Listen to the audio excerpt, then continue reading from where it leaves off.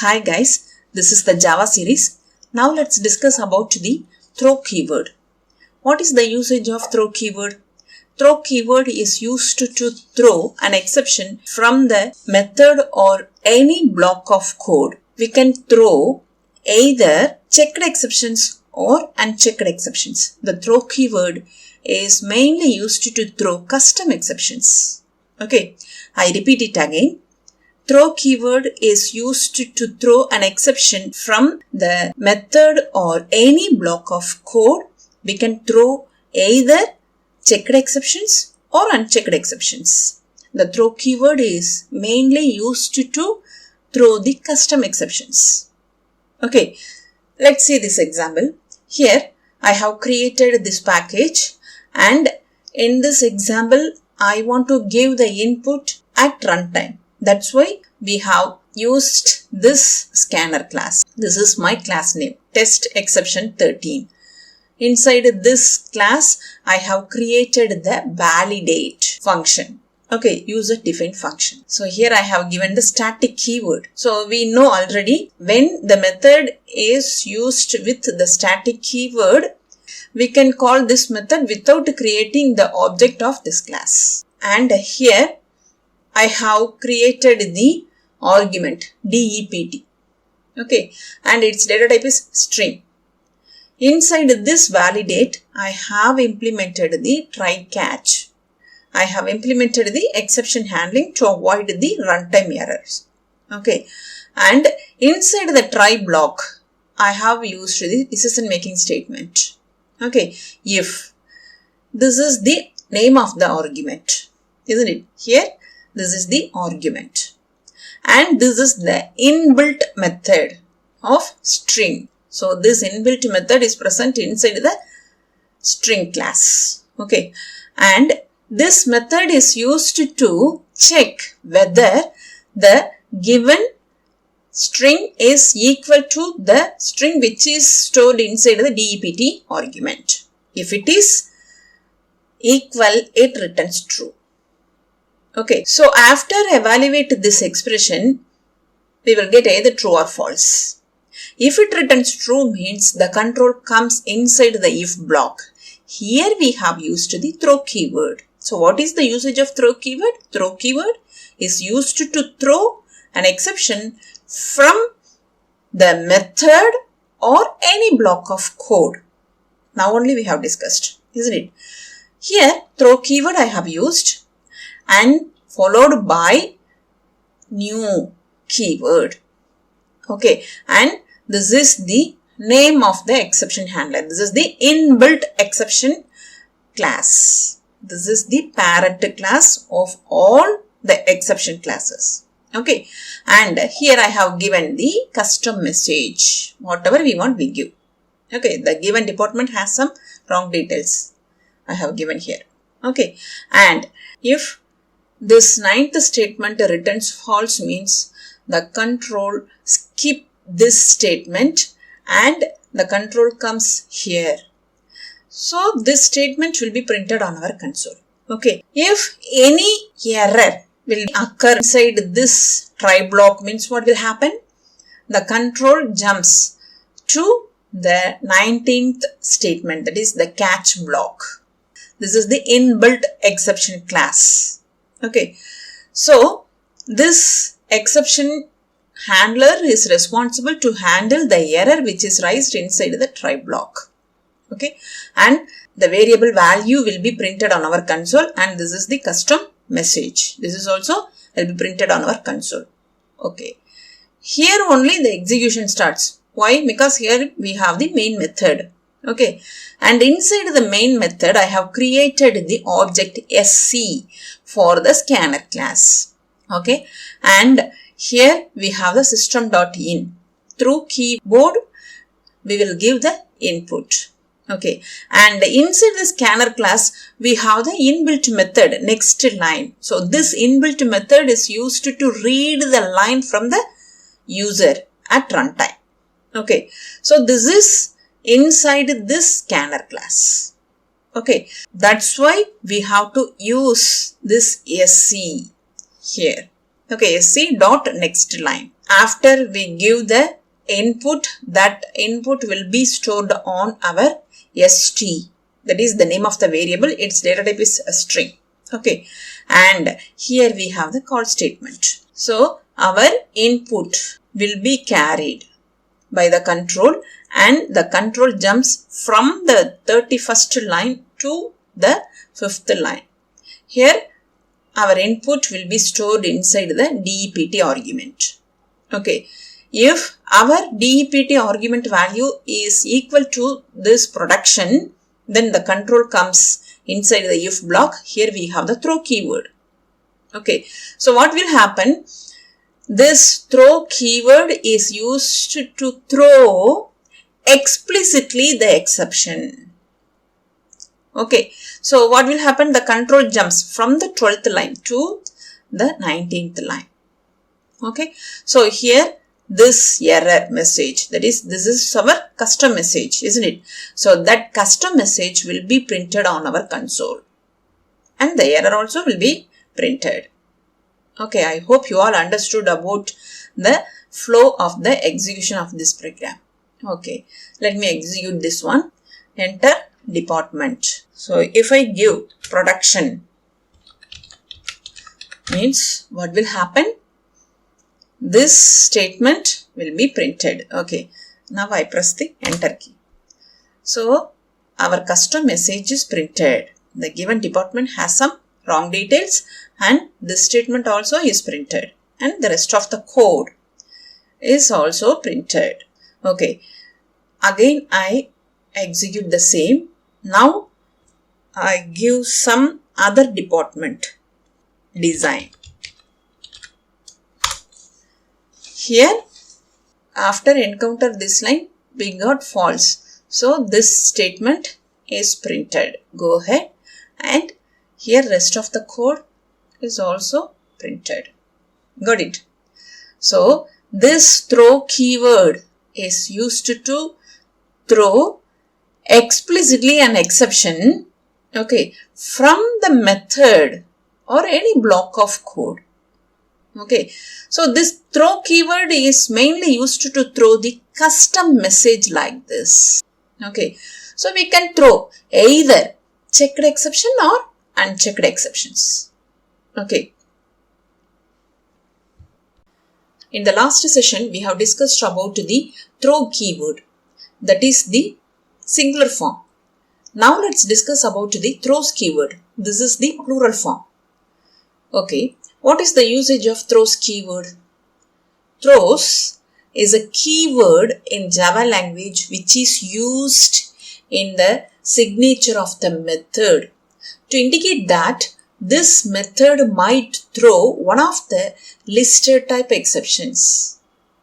Okay, the caller to these methods has to handle the exception using a try-catch block or a throws keyword.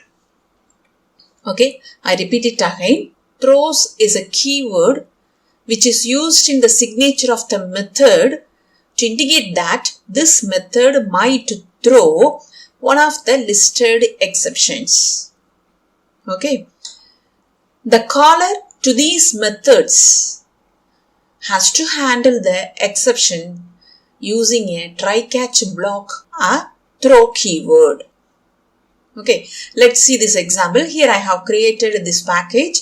Inside this package, I have created the class. Class name is throws key. Okay, inside this class, I have created the user defined function. Function name is check. Okay, and here I have used the static keyword. We have already discussed about the static keyword with the method definition. Okay. If we use the static keyword, it means there is no need to use the object of this class to call this method. We can call this method using this class name directly. Okay, and here I have used the throws keyword. Okay, and here I have given the exception handler, null pointer exception and arithmetic exception. Okay, so throws keyword is used in the signature of the method to indicate that this method might throw one of the listed exceptions. Got it? If any error occurred inside this method means what will happen? This try-catch block is responsible to handle the error which is raised inside this check user-defined function. Isn't it? Okay, we know already execution starts only from the main method. Okay, inside this main method, I have implemented the try-catch. Here I have used the multi-catch block. Okay, inside this try block, I have written the call statement. Check is the call statement. After encounter this line, the control search where the function definition part for this call statement. Okay, so the control jumps from the 16th line to the 4th line because here only we have the method definition part for this call statement. Okay, and the control comes inside this check user defined function. Here I have created the name. This is the name of the variable and its data type is string. I have initialized the name as Ram. Okay, and I want to print the length of this string. So what is the length of this Ram? Only 3, isn't it? Length is the InBuilt method which is present inside the string class. So this length returns 3, isn't it? So there is no errors. No error means what will happen? The control again jumps back to the 17th line. Okay, and everything is good. Will be printed on our console. Okay, now let me execute this one. So length of the given string is 3 and everything is good is printed. Okay, there is no problem now. But here I just uncomment these 2 lines. Now what will happen? Here what is it? This is the expression 100 divided by 0 returns the error, isn't it? Divide by 0 error. Okay, so due to this error, what will happen? Here we have the arithmetic exception handler, isn't it? Okay, so the control jumps from the 7th line to here, arithmetic exception. Okay, so the inbuilt error message will be printed on our console. So let me execute again the same. Before I execute, I have to save and then I execute the same. So what is it? Java language arithmetic exception divide by 0. Isn't it? So how is it possible? Because of this throws keyword, it's possible. Okay. So here I have the list of exceptions. This error is handled by this exception handler. So the control jumps from the 4th line to the 24th line. That's why we got this error message. Okay. Now I comment these 2 lines and I uncomment this one and I comment this line. Okay, I have to save and I execute the same program. So what is it? Here I have initialized name as null. Okay, so here name dot length returns what? Error only. Why? Because here we have the null. Null means nothing, no value, isn't it? But I try to print the length of the null. Is it possible? No. So this statement raised the error. So what happened here? The control jumps from the 10th line to the 19th line. Here we have the exception handler, null pointer exception. And this is the variable. Inside this variable, the inbuilt error message is stored. Okay. That's why we got this output. Cannot invoke string.length because name is null. I hope you all understood about the execution flow of this program.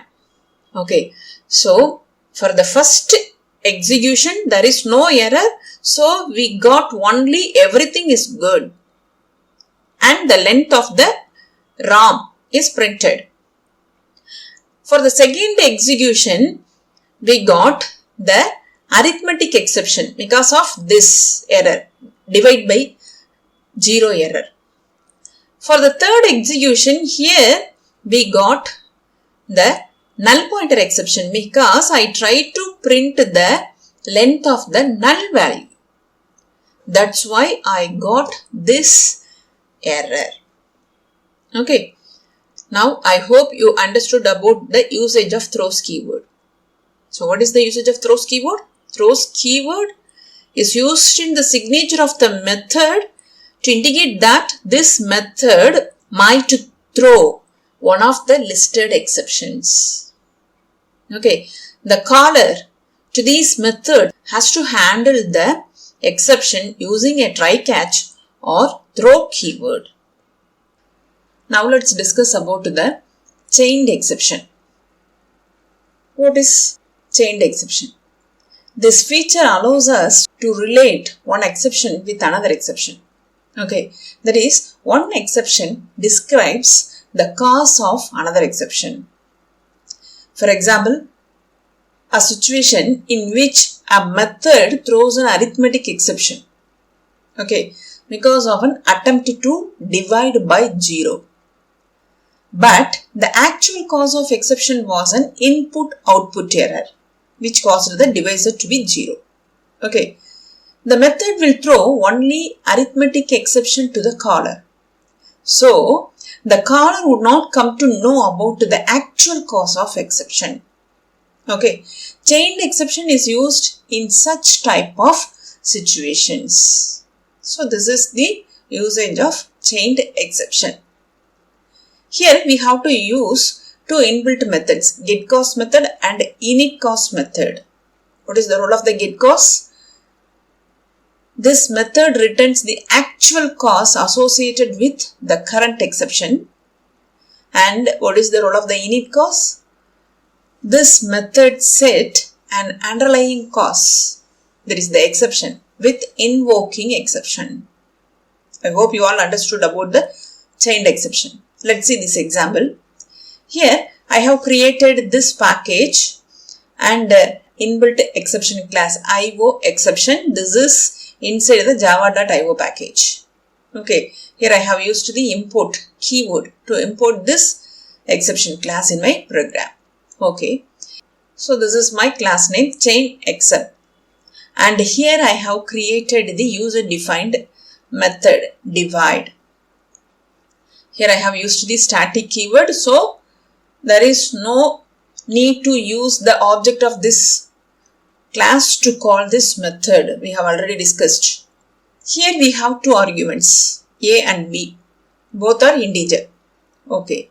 Inside this divide, I have used the decision making statement. If when the value of B is equal to 0, the control comes inside this block. Here I have created the object for this arithmetic exception class. This is the inbuilt exception class. Okay, and here I have passed the exception. Whatever we want, we can pass. Okay, here I have given exception inside the round brackets. Okay, and I have used the initCause. So what is the role of initCause? Set an underlying cause with invoking exception. Okay, this is the role of the initCause. This belongs to this inbuilt class. That's why we have used this object to call this method. Okay, and a new keyword I have used, and this is the inbuilt exception class. Okay, inside the round brackets we have to pass these things. New keyword and the inbuilt exception class, that is IO exception I have used here. And inside the round brackets, whatever we want, we can pass. Okay, so this is the custom error message, initial cause, our input B is 0. Okay, due to this input B only we will get the arithmetic exception. That's why I have given this custom message here. And here we have used the throw keyword. So what will happen? The throw keyword throws the exception from the 11th statement to the catch block. Am I correct? Okay, and if the B value is not equal to 0 means the else block will be executed. Here I have created the main method. Execution starts only from the main. Okay, and inside the main I have implemented the exception handling using the try and catch block. This is our call statement. After encounter this line, the control search where the function definition part for this call statement and carries the values 5 and 0. Jumps from the 22nd line to the definition part, 5th line. Okay. Here, this 5 will be stored inside the A and 0 will be stored inside the B. So, after the evaluation of this expression, we will get true. So, all the statements which are belongs to this if block will be executed. Okay, and here the init cost method is present. Here I have used the throw keyword and this is the object of the arithmetic exception. So the control jumps from the 11th line to the 24th line. Here we have the exception handler and the variable. Okay, and I try to print the AE, that is this value will be printed on our console. And here I have used the get cost method. What is the usage of this method? This method returns the actual cost associated with the current exception. Okay, so what is the result for this statement? This one, initial cost, our input B is 0. I hope you are understood about the execution flow of this program. Let me execute this one. So here I have given B value as 0. So what happens? AE, that is the custom message, is printed because of this statement, and due to this get cost method I got this message, initial cost, our input B is 0. Okay, now I change the B value 0 to 2.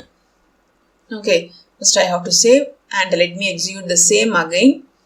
Now we got the result. Here else block only will be executed because the value of B is non-zero. So A divided by B gives 2. 5 divided by 2. 2 2s are 4. So 2 is the result. There is no error. So we got the result.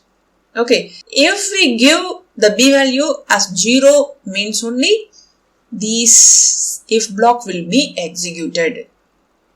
I hope you all understood about the init cost inbuilt method and get cost inbuilt method.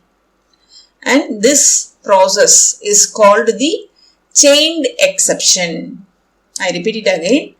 This allows us to relate one exception with another exception. Okay. That is, one exception describes the cause of another exception. Okay. Now let's discuss about the garbage collection in Java language. What is garbage? In Java language, garbage means unreferenced objects. Okay. What is garbage collection? Is the process of reclaiming the unused memory automatically. I repeat it again. Garbage collection is the process of reclaiming the unused memory automatically. Okay. In other words, it's a way to destroy the unused objects. Okay. Daemon thread in Java language is a low priority thread that runs in the background to perform tasks like garbage collection. We will discuss later in detail about the daemon thread. Okay. We were using free method in C language and delete method in C++ language. Isn't it? But in Java language, Garbage collection is performed automatically. So, Java provides better memory management. Okay. What are the advantages of garbage collection? It makes Java memory efficient because garbage collector removes the unreferenced objects from memory, isn't it?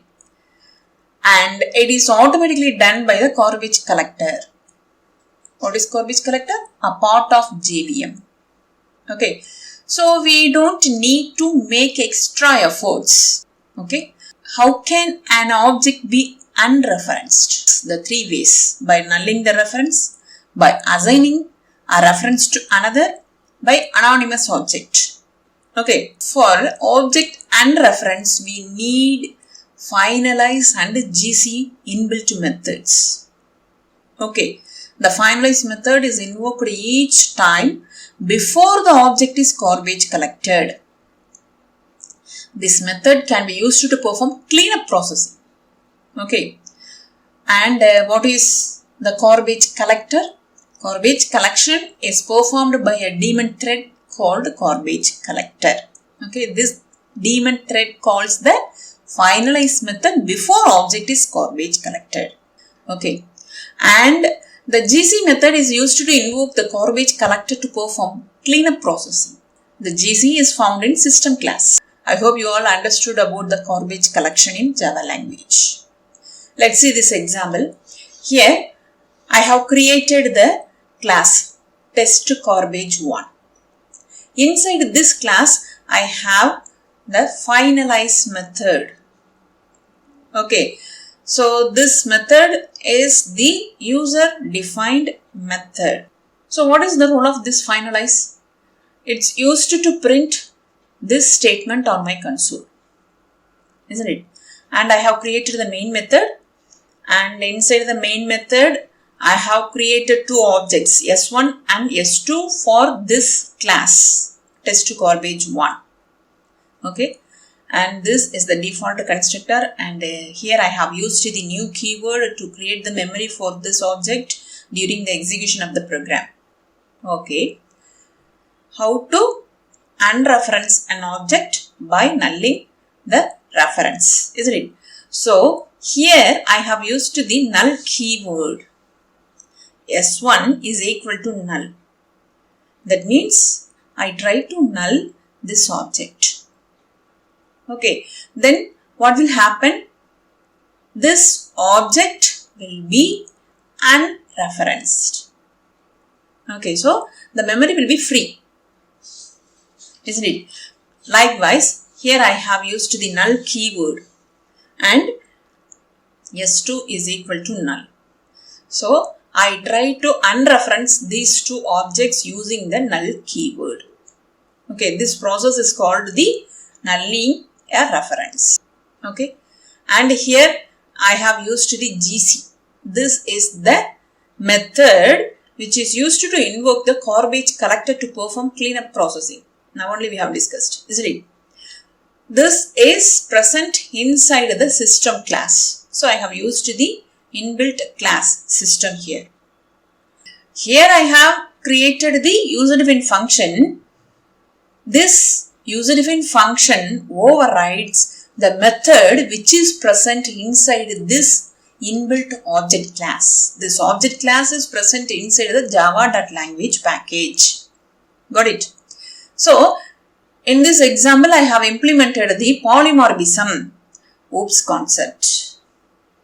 Okay, so all the user-defined classes or the subclasses or child classes or derived classes of this object inbuilt class. Got it? Okay. Now let me execute this one. Okay.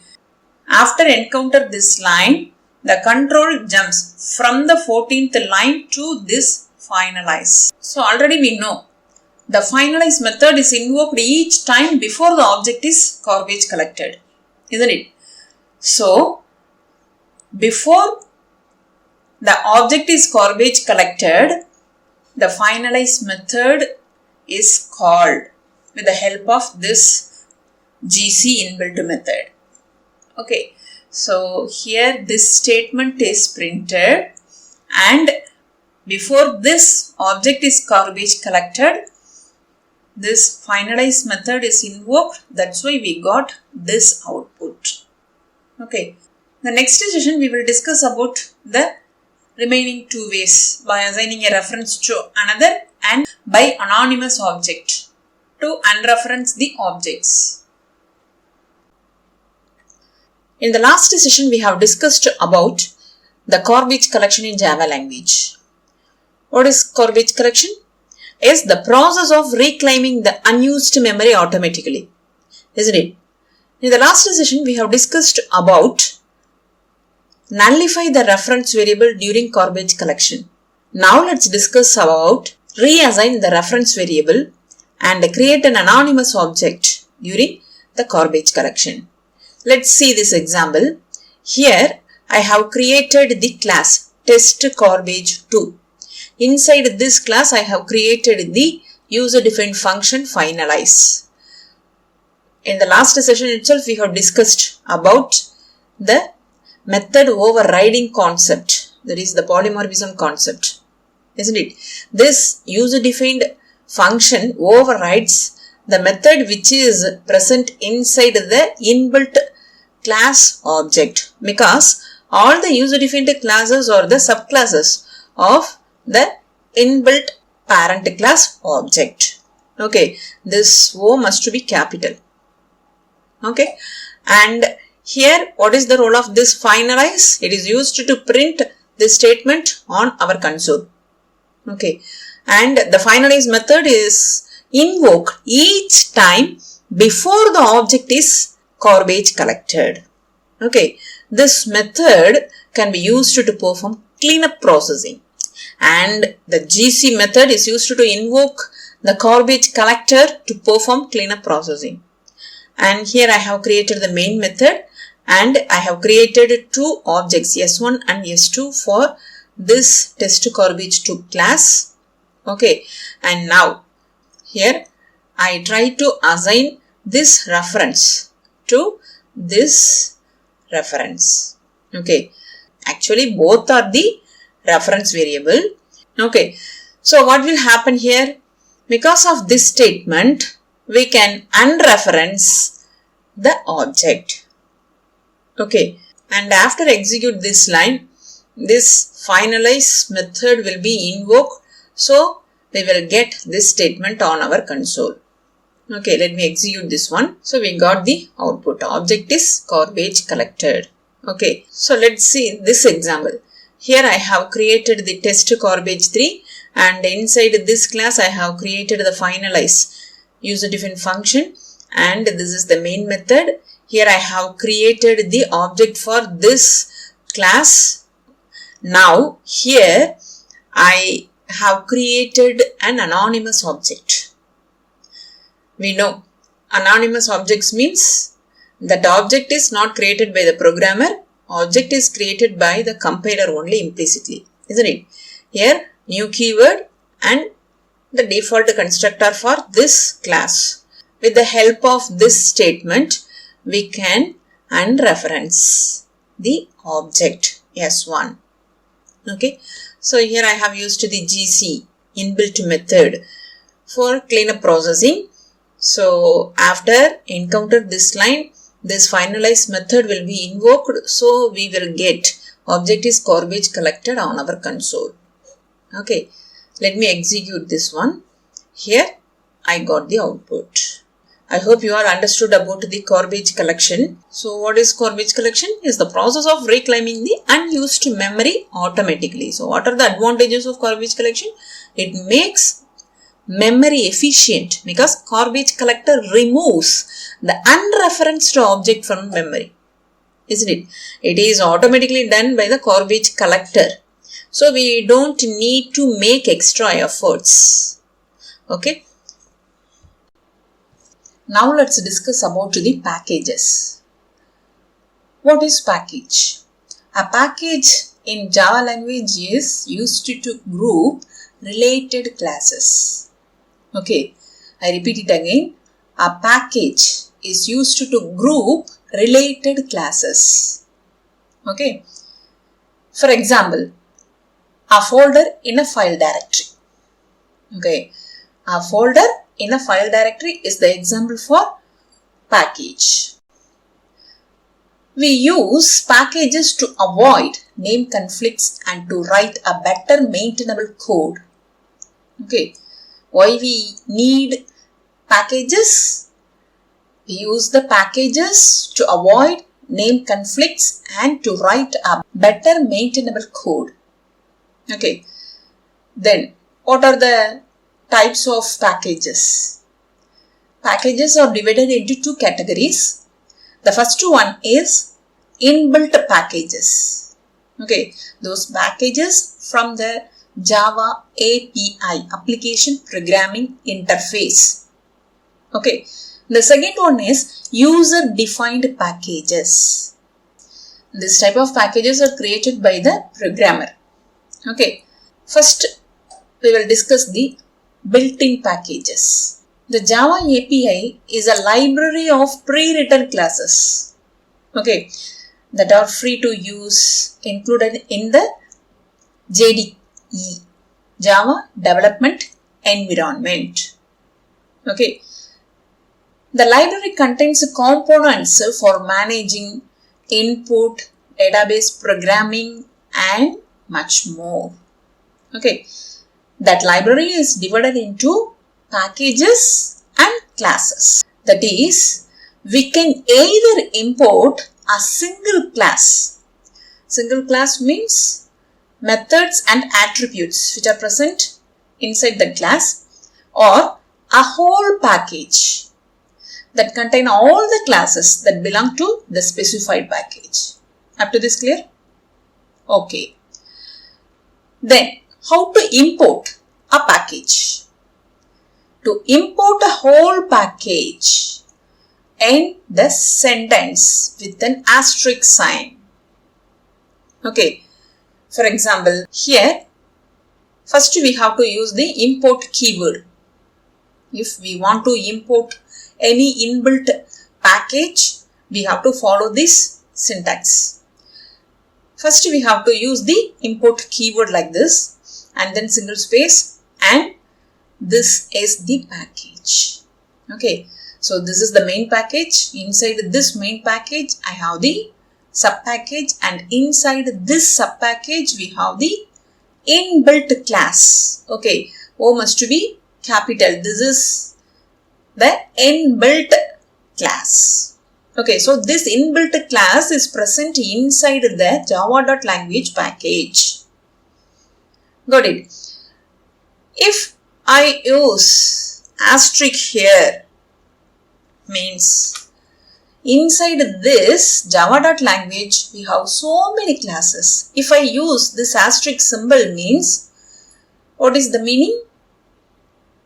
All the classes in the java.language package will be imported.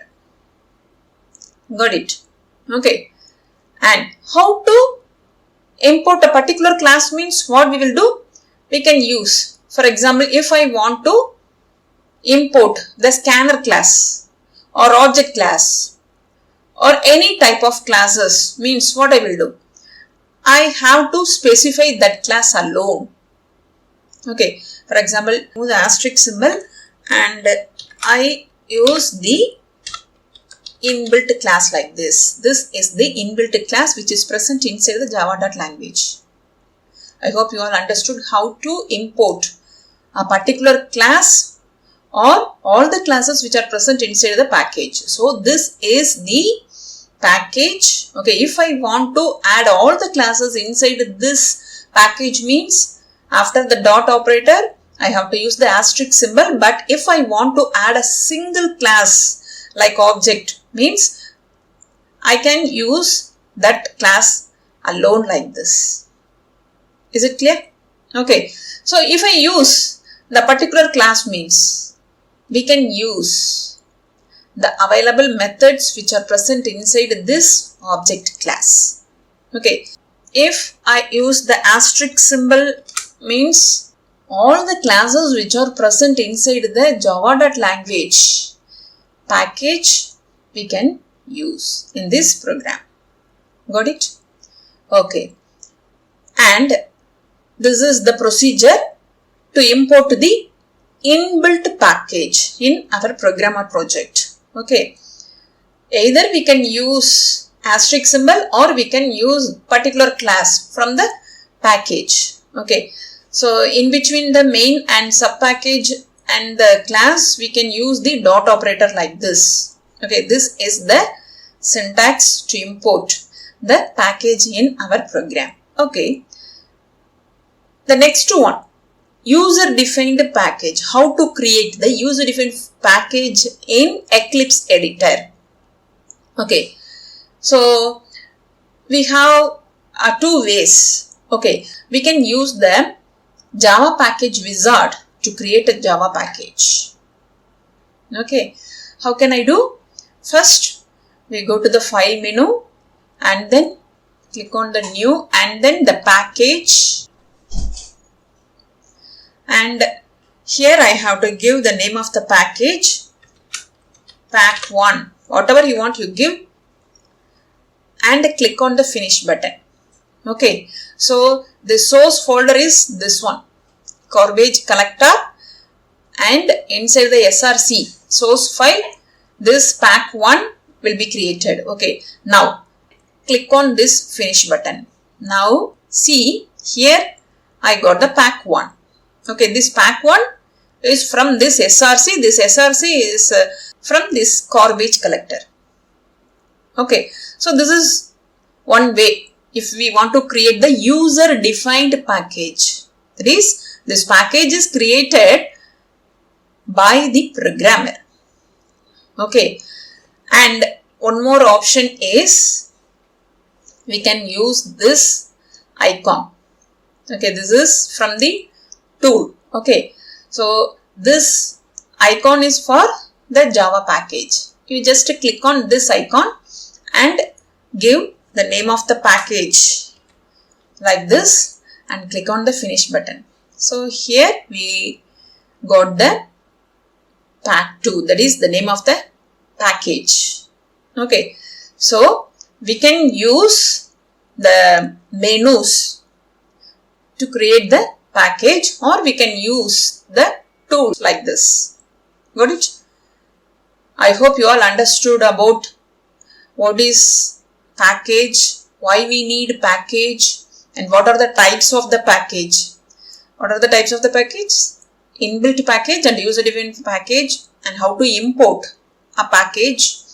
Okay, so we can import a single class or we can import all the class which are present inside the packages, and how to create the user defined package. Okay. Now let's discuss about the inbuilt method toString.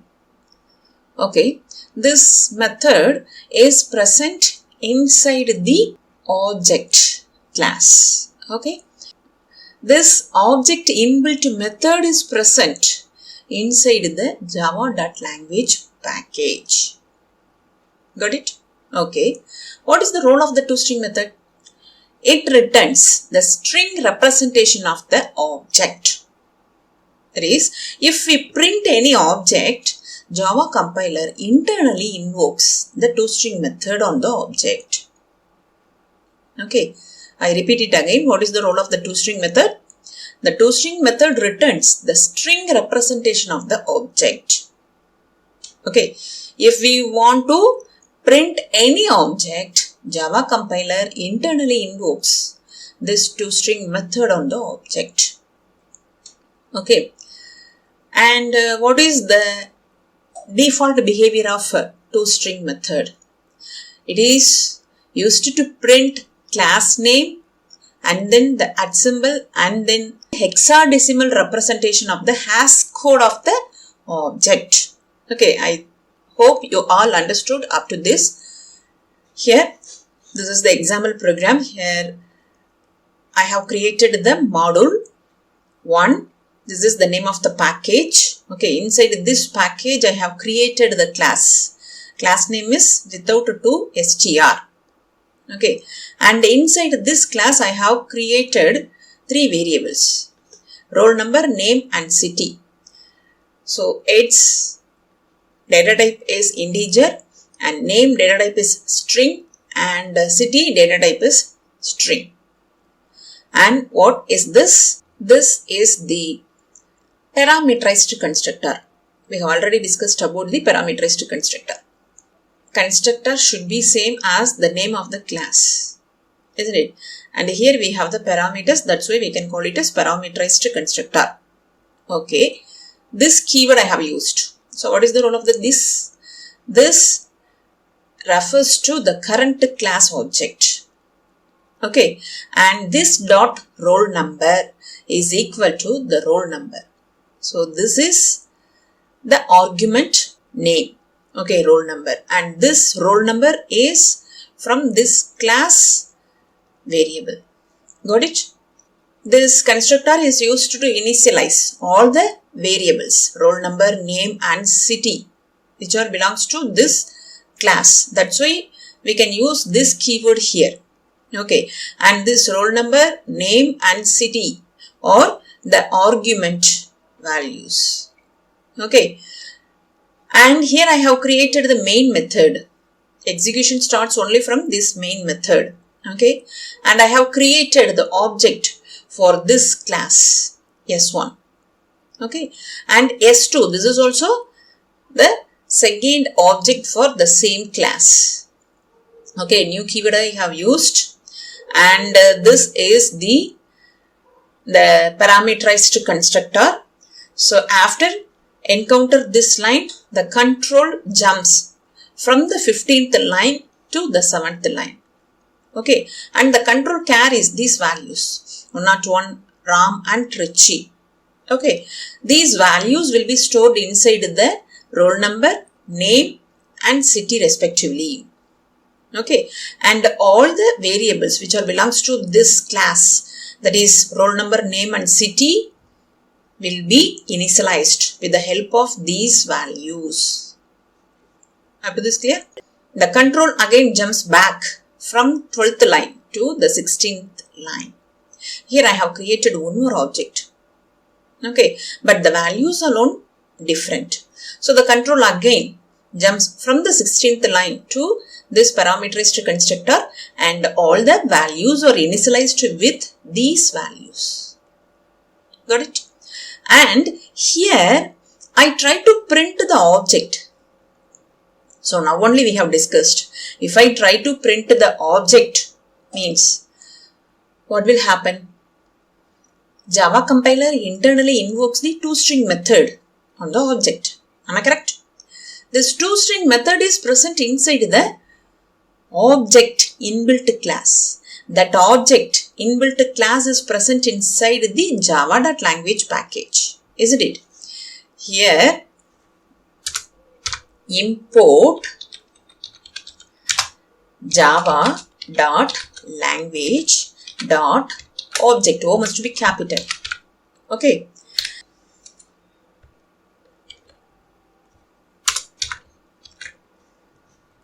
Here I import the java.language.object class. So this is the inbuilt class. This inbuilt class is present inside this java.language package. Okay. This inbuilt class is the super class for all the user defined classes. In polymorphism concept, we have discussed about the overriding concept. Okay. So inside this object class, we have the inbuilt method toString. Okay. So if I try to print the S1 on my console, means because of this method, we will get the name of the class, at symbol, and then unsigned hexadecimal representation of the hash code of the object. Okay, let me execute this one. So this is our output. This is not a human readable one, isn't it? So I didn't understand. So what I will do? I have to override the inbuilt toString method to get the specified values. Am I correct? So let's see this example. Here this is my class name. Okay. Here I have given this package. This is only the default package. But some packages we have to import explicitly. Okay, this is the default, so there is no need to import like this. Okay, for example, if I want to use the scanner class means I have to import the java.util package explicitly. That's why I didn't use this statement inside this program. Okay, so this class is the subclass for the object class. Okay, so object class is present inside the java.language package. Got it? And inside the object class only we have the toString inbuilt method. Now I want to override the inbuilt method which is present inside the object class. Why? Because I want to print the specified values of the object. Okay, all the code are the same like the previous, but here I have the user defined function toString method. Okay, so you have to write the same letters. Okay, here I have the capital. So this method is the user defined method. This method is present inside this user defined class. But this user defined class is the subclass for the object inbuilt class. Inside this object inbuilt class only we have the toString inbuilt method. Isn't it? Now this toString user defined method overrides the method which is present inside the object inbuilt class. That is the superclass for this toString class. Isn't it? Am I correct? Here what will happen? This method overrides the inbuilt method toString which is present inside the object class. So this method only return this value on our console. Got it? And here the same like the previous. Okay. And here I have the S1 and S2. I try to print the S1 and S2 object on my console. But this time I won't get this type of output. Why? Because here I have used the user defined function toString, isn't it? This toString user defined method overrides the method which is present inside the object inbuilt class. That is the superclass for this toString, isn't it? So this value only will be displayed on our console. Got it? Let me execute this one. Here I got the output. Okay, if I am not use the toString user defined function inside this class means the method which is present inside the object class only will be invoked. Okay, but in this example I have used the user defined method which is present inside this subclass. Okay, so what is the superclass for this subclass? Object inbuilt class.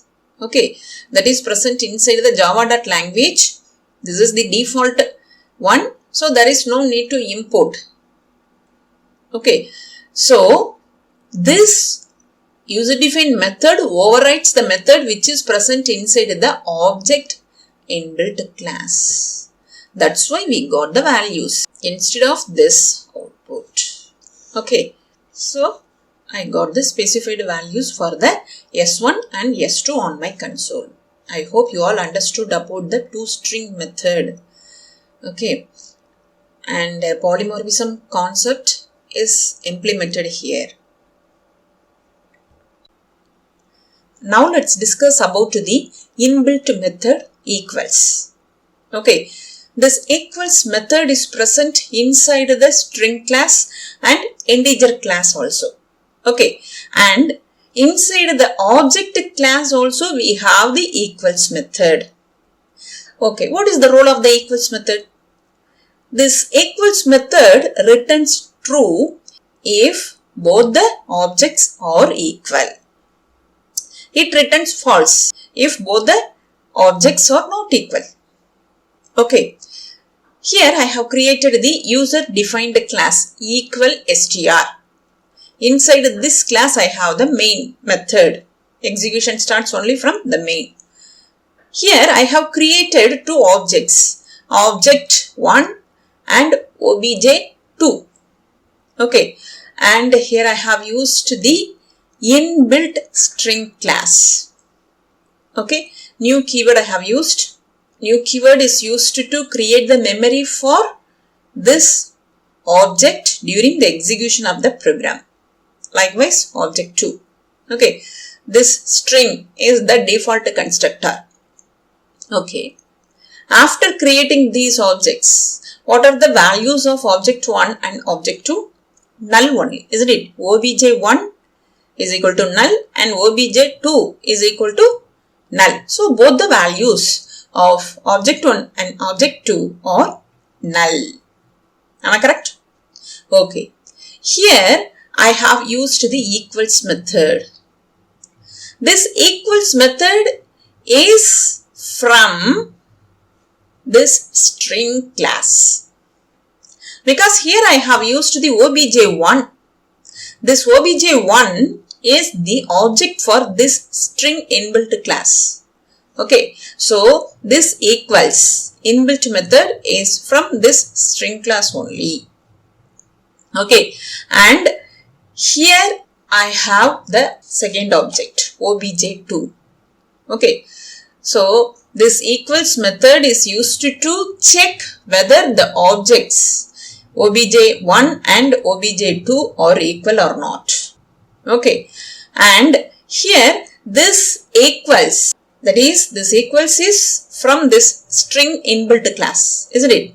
We know already all the classes or the subclass of the object inbuilt class, isn't it? So, inside the string class we have the equals method and inside the object also we have the equals method, isn't it? So, this equals method, that is the subclass equals method, overrides the superclass equals method. So, overriding concept, polymorphism, is used here. Okay, so after the evaluation of this statement, what we will get? True only, because both the objects holds null. Okay, here I have given the values for obj1 and obj2. Both the values are equal, Java programming and Java programming, isn't it? So, after the evaluation of this expression, we will get true only, because both the elements are equal. Now let me execute this one. Both are equal. Okay, this is the result for the 12th statement. Both the objects holds the null. That's why we got true.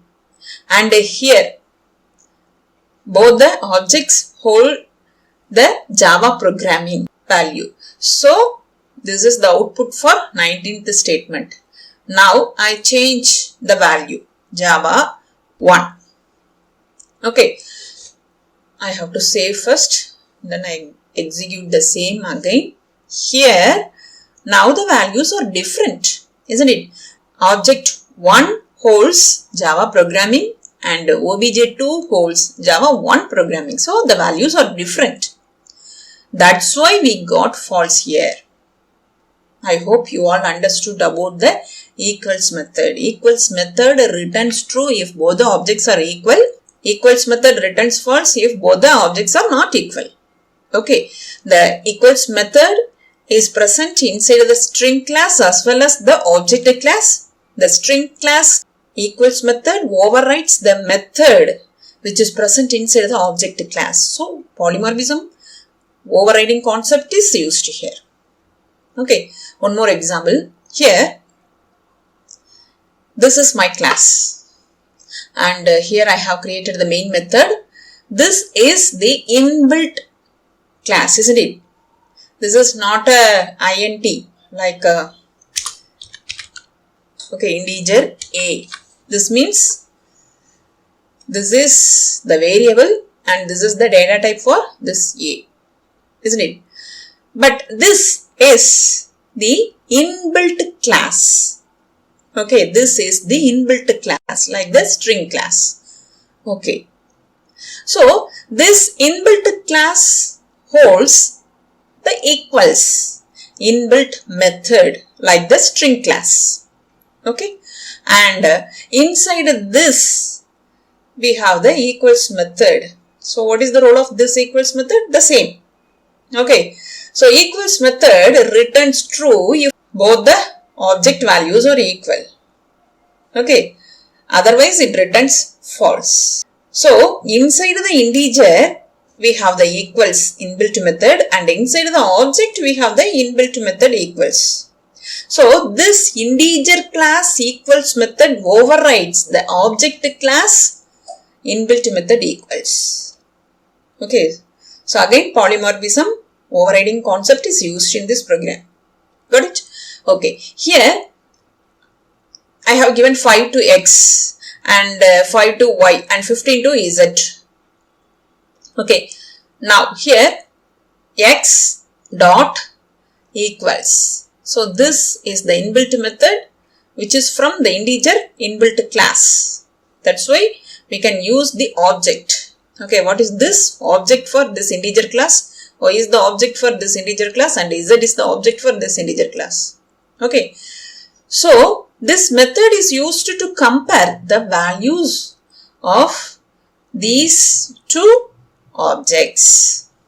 Okay, so both the values are equal, so it returns true. But here x value is 5 and z value is 15, so it returns false only. Okay, now let me execute this one. This is the output for the 11th one and this is the output for the 12th one.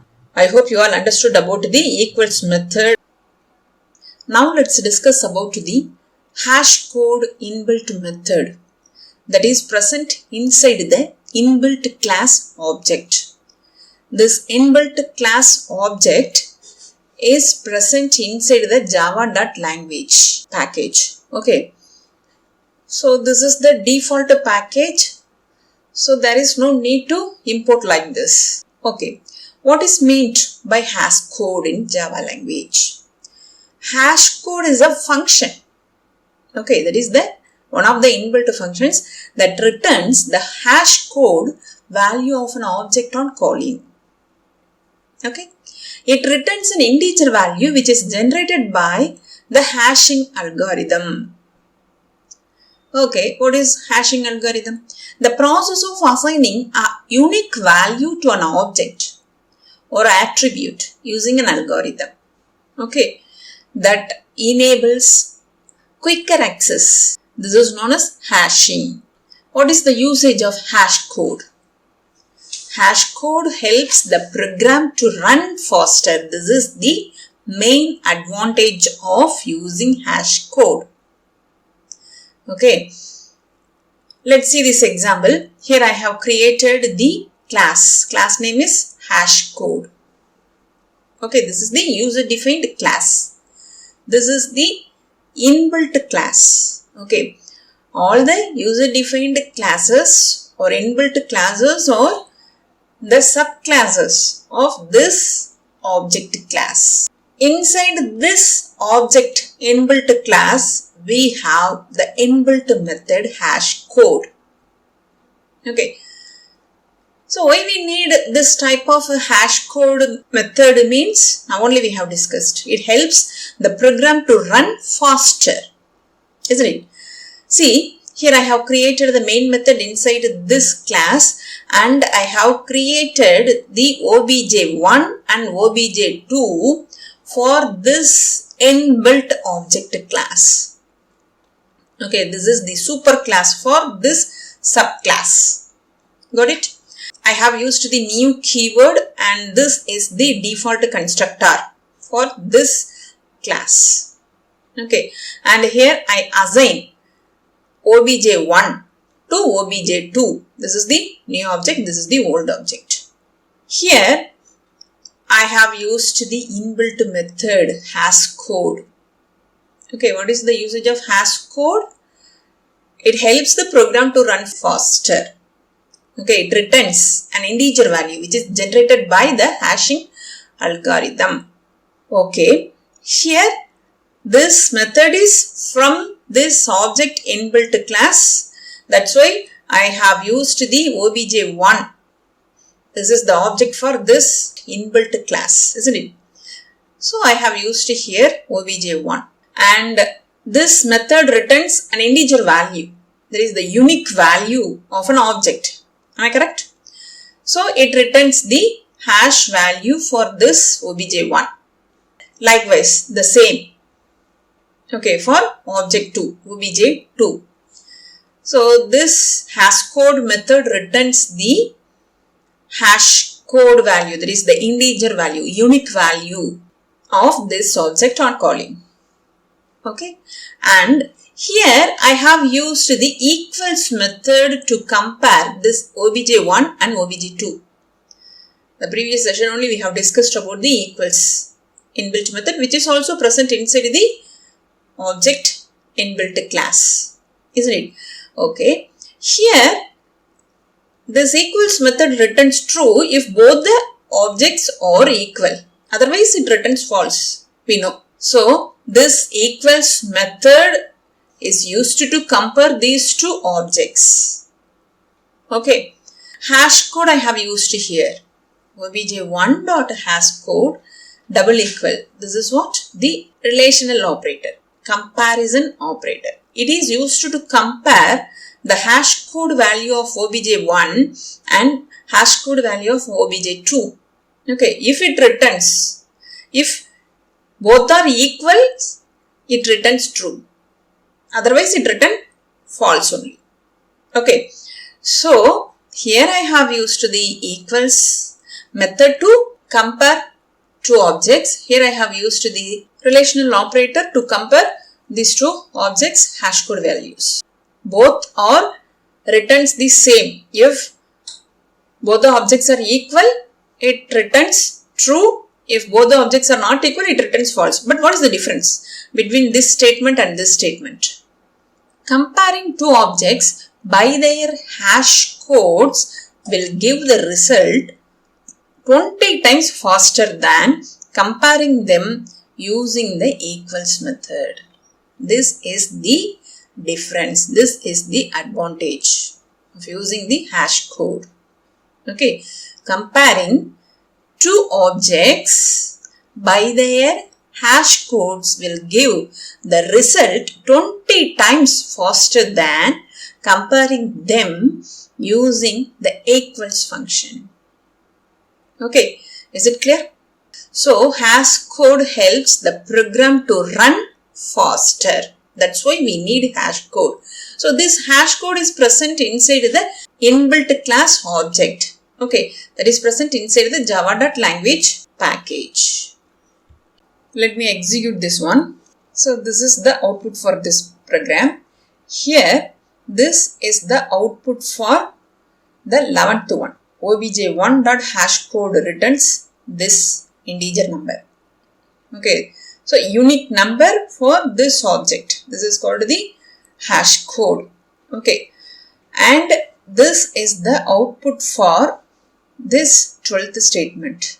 Object2.hashcode returns this number. Both the numbers are same. Why? Because here I assign the old object to the new object. So both are equal, isn't it? That's why we got the same hash code for obj1 and obj2. Here I have used the equals inbuilt method to compare this object 1 and object 2 without hash codes, isn't it? So it returns true. Here I have used the relational operator to compare obj1 and obj2 with the hash code of these objects. This also returns true. Then what is the difference? Comparing two objects by their hash codes will give the result 20 times faster than the comparing the objects using the equals function. So I repeat it again. What is meant by hash code? Hash code is a function that returns the hash code value of an object on calling. Okay, it returns an integer value which is generated by the hashing algorithm. So what is hashing algorithm? The process of assigning a unique value to an object. Okay, unique value to an object or attribute using an algorithm that is known as hashing. Okay, so what is the main advantage of hash code? It helps the program to run faster. Okay, I hope you all understood about the hash code inbuilt method and hashing algorithm. Now let's discuss about the inbuilt class math. This math class is present inside the java.language, that is the default package. So there is no need to import like this because this is the default package. Okay, with the help of this inbuilt class, we can find the largest number among two numbers and the square root of the number and the power of the given numbers and log base 10 of the given number and so on. Okay, let's see this example. Here I have created the class. Class name is math.eg.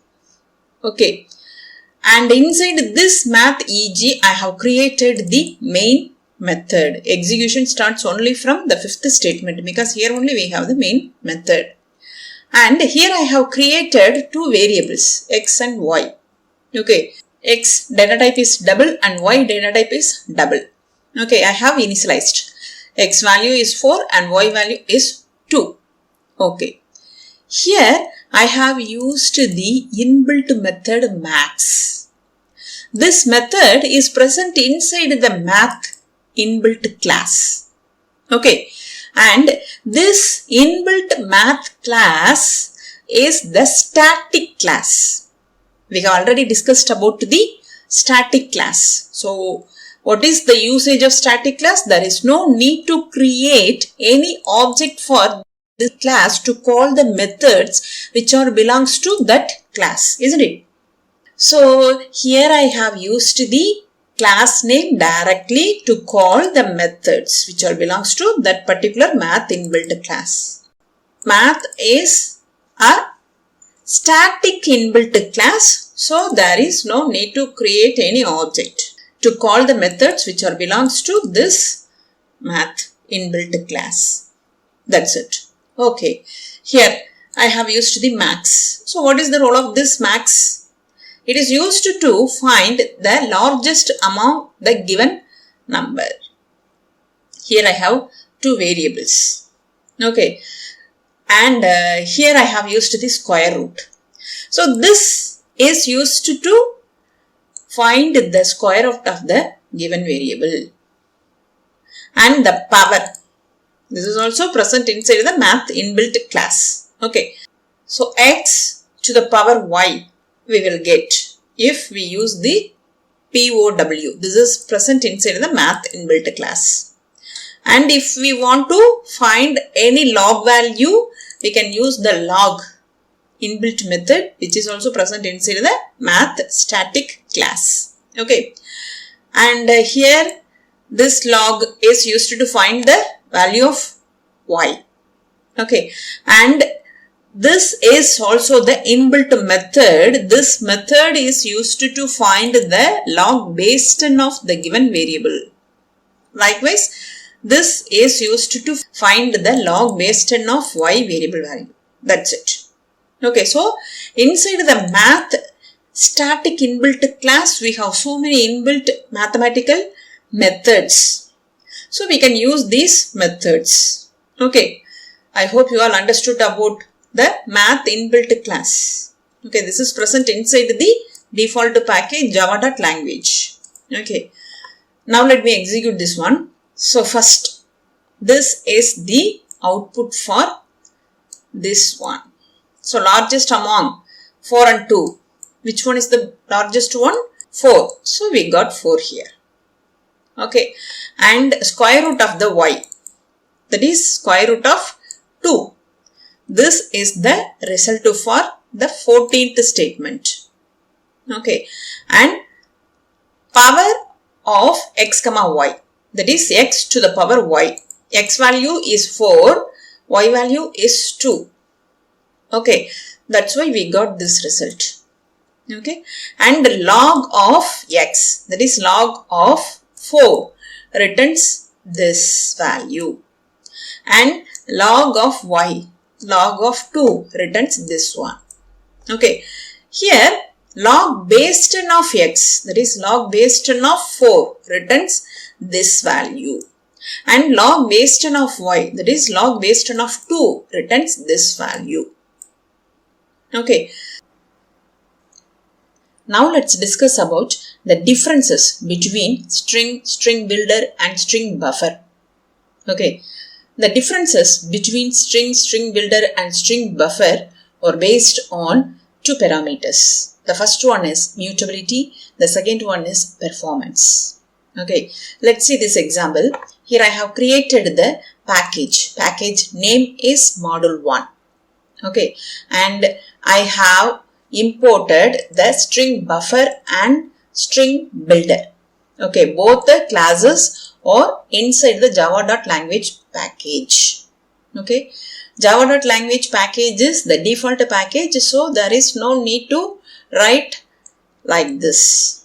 Okay, and I have created the class strubuibuf.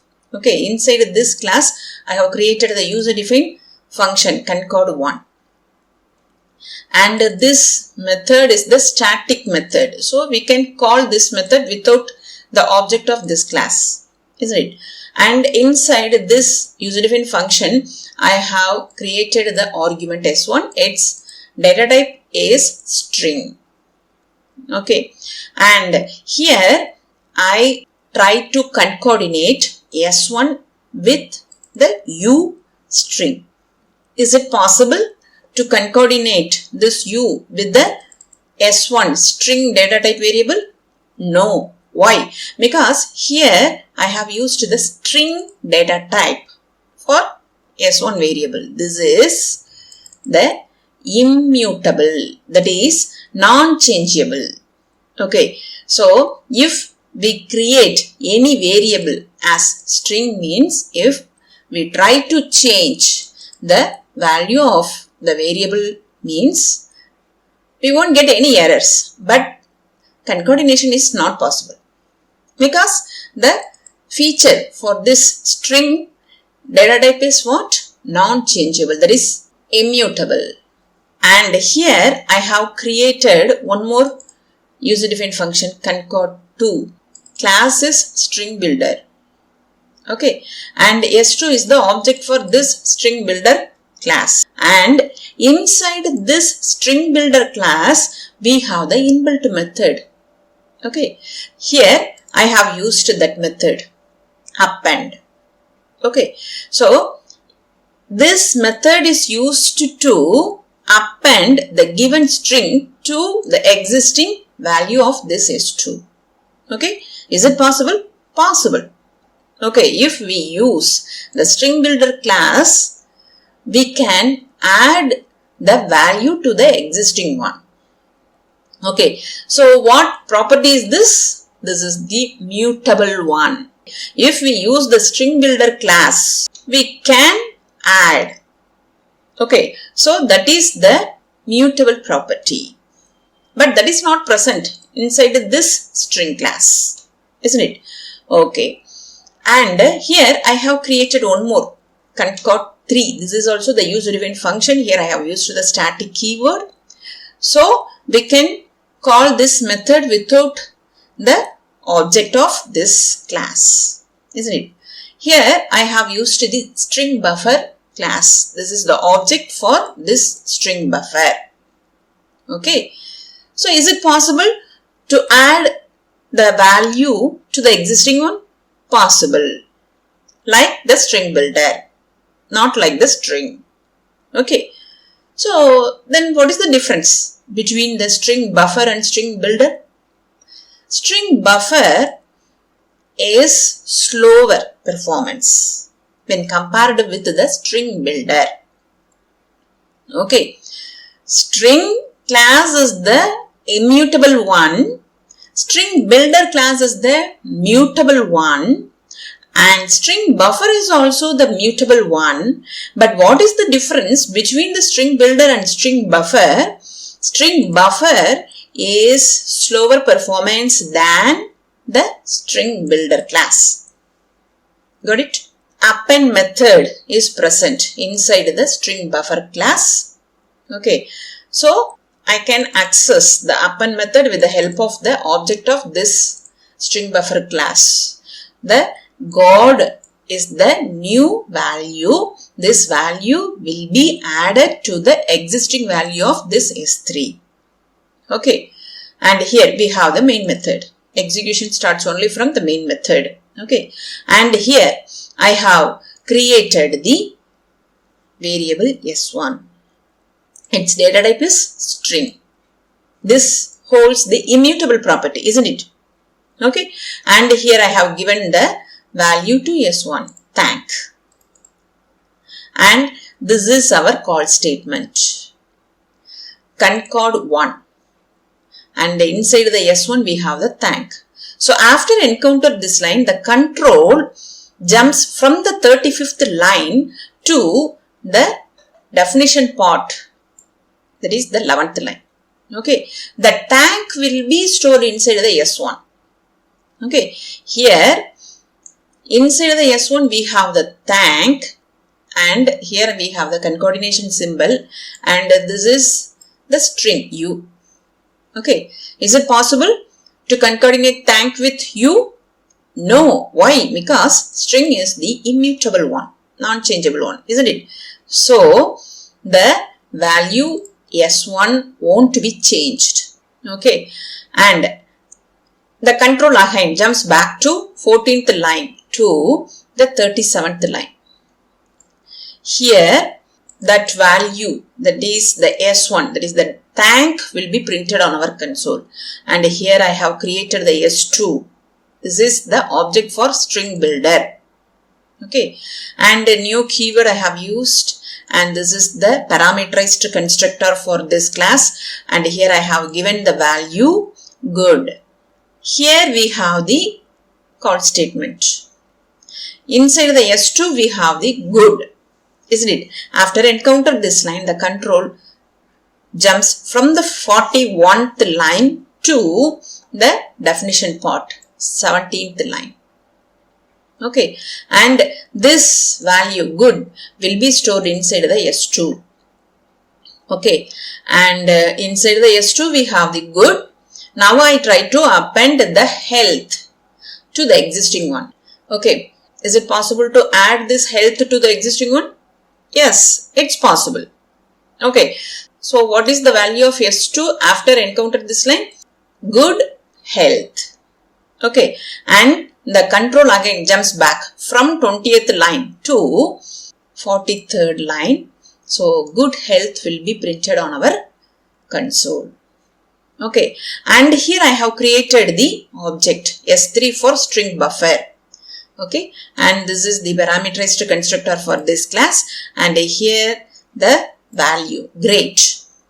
Okay, and this is the call statement. So the control jumps from the 47th line to the 23rd line. Okay, and this great will be stored inside the S3. So S3 holds great. Now I try to add the God to the existing great. Is it possible? Possible. Okay, because this is also the mutable one. Okay, so great God. Now the value of S3 is what? Great God. Okay, and the control again jumps back from 26th line to that 49th line. Here that value will be printed on our console. I hope you all understood about the differences between the string buffer and string builder. Okay, let me execute this one. And here concord 1, S1 is thank. So the control comes here. Now S1 value is thank. I try to combine thank with U, but this U won't be concatenated with the thank because string is the immutable one. So thank only is displayed here. Okay, and the second one, concord 2. So S2 value is good. So concord 2 definition part is here, So here S2 value is good, isn't it? So good plus health. That's why we got good health, because this is mutable one. So we can add. Okay. And again the third one, this is the call statement. So S3 value is great. Where is the definition part for this? Here. Now great is the value of S3. So God will be appended. Great God is the result for S3. That's why we got this result. Okay. So what is the differences between string builder and string buffer?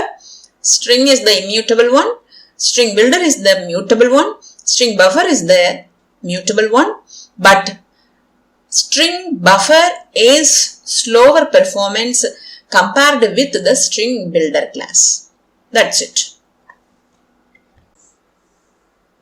Now let's discuss about the append and reverse methods from the string builder class and instance of operator and then the exit method. Let's see this example. Here this is my package name and this is my class name.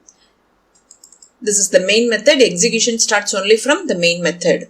Here I have created the variable input. Its data type is string. Okay. The value for input is beauty. I have initialized. And here I have created the input 1. This is the name of the object for string builder class. Okay. This is the default constructor for this class. So inside the input 1, there is no value. Okay. Now only we have created. Okay. Here I have used the append method. Okay. Input 1 is the object for string builder class. Okay. So inside the string builder class, we have the inbuilt method append. This method is used to add the given new value to the existing one. Okay.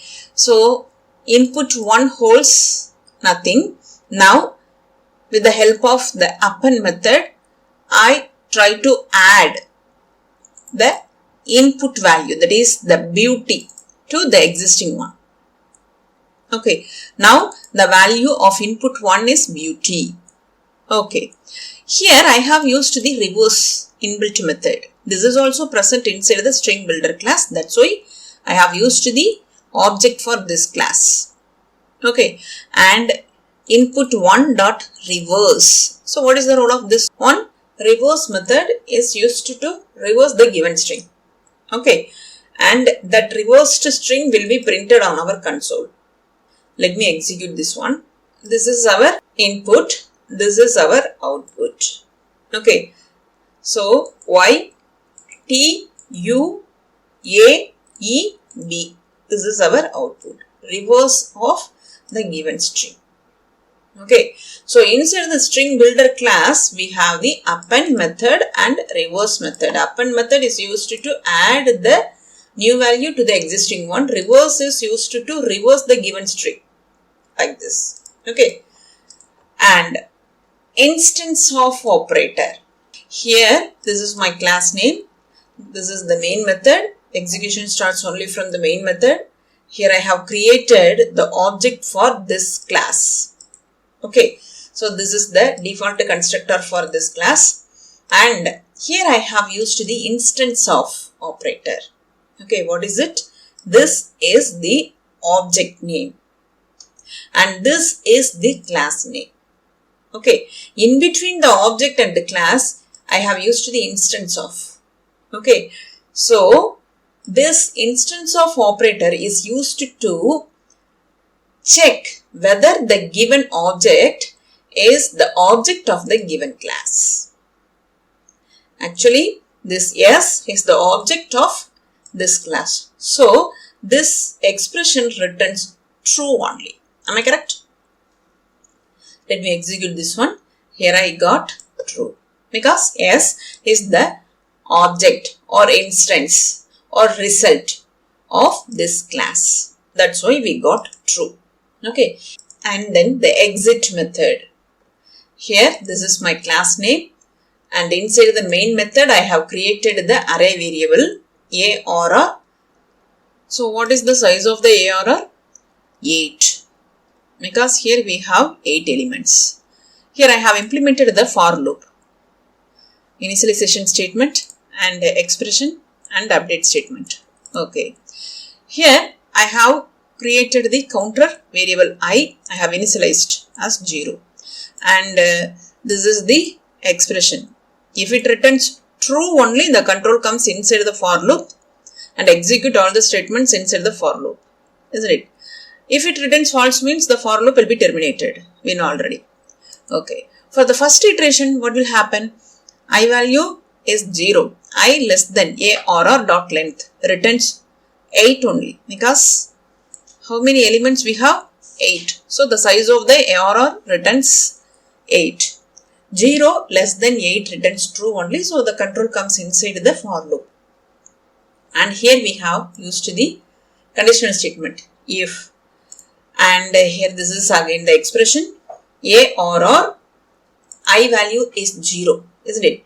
So 0th index value array element is 1. 1 greater than or equal to 5. If it returns true only, the control comes inside the if block, isn't it? But it returns false. So the else block will be executed. Okay. So here this is our output statement ARR, and concatenate with the I value, and then the 0th index value of ARR, that is 1, will be printed on our console. Okay.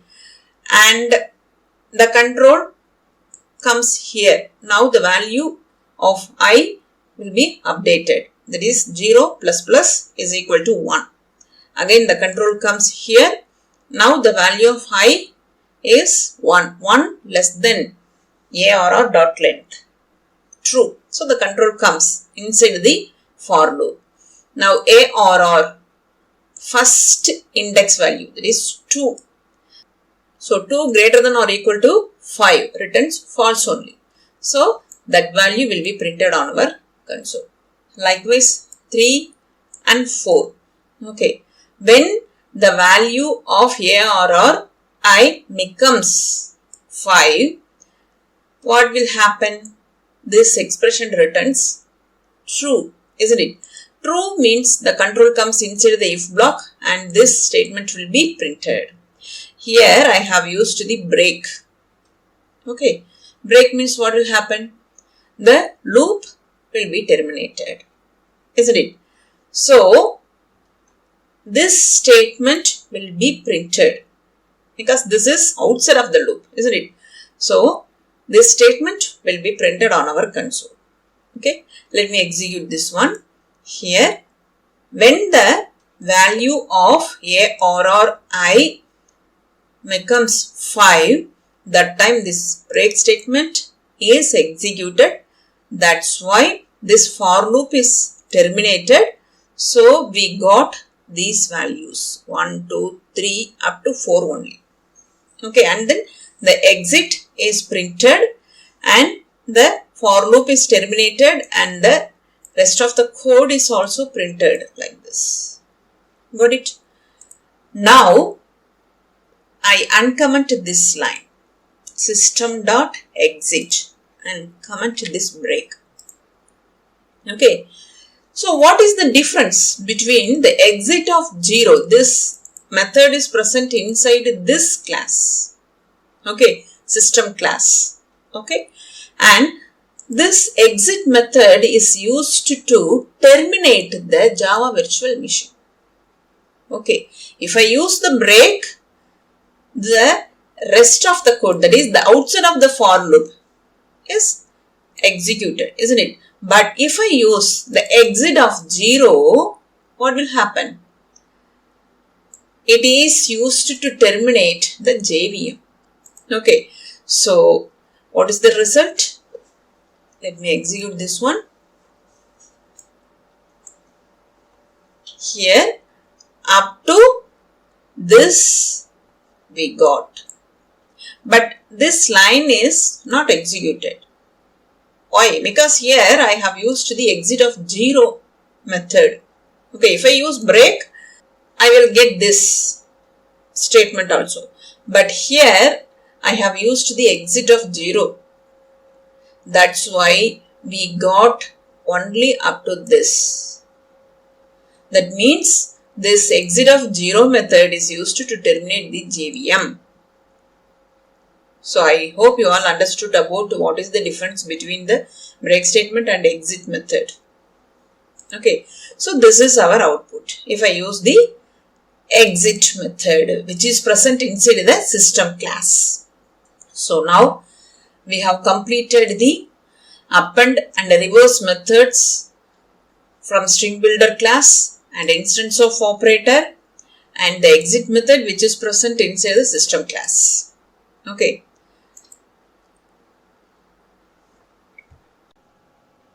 Now let's discuss about the runtime class and process builder class. Okay, using runtime class, now we will play the music. Let's see this example. Here I have created the package. Package name is model 1. Okay, and I have imported the runtime inbuilt class which is present inside the java.language package. Okay. So we know already java.language package is the default package. So there is no need to explicitly write like this. Okay. And I have created the class run CLS. Inside this class I have created the main method. Here I have used the throws keyword. We know already about the throws keyword. The throws keyword is used in a method signature and declares which exceptions can be thrown from a method. Here I have created the object for runtime class and get runtime. This method is used to return the runtime object. Okay, and here I have created the array variable yes. Its data type is string. The size of the array is only 2. That is 0th index and first index. Inside the 0th index, I gave the path of the application or software. Okay, inside this path only I have the VLC software. That's why I have given here this path.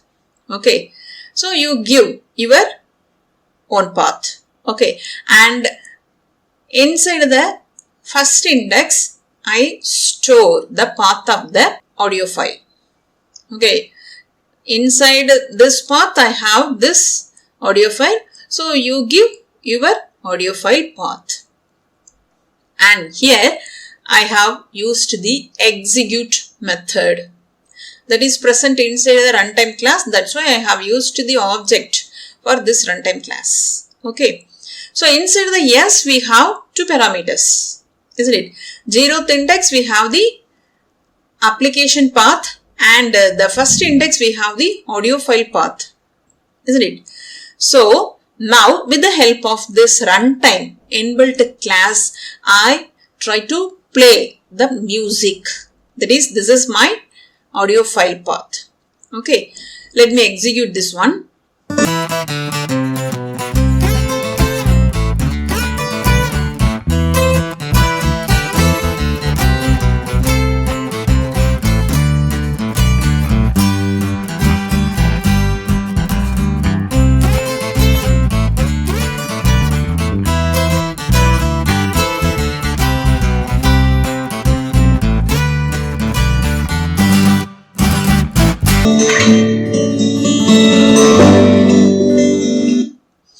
Okay, I hope you all understood about the runtime inbuilt class.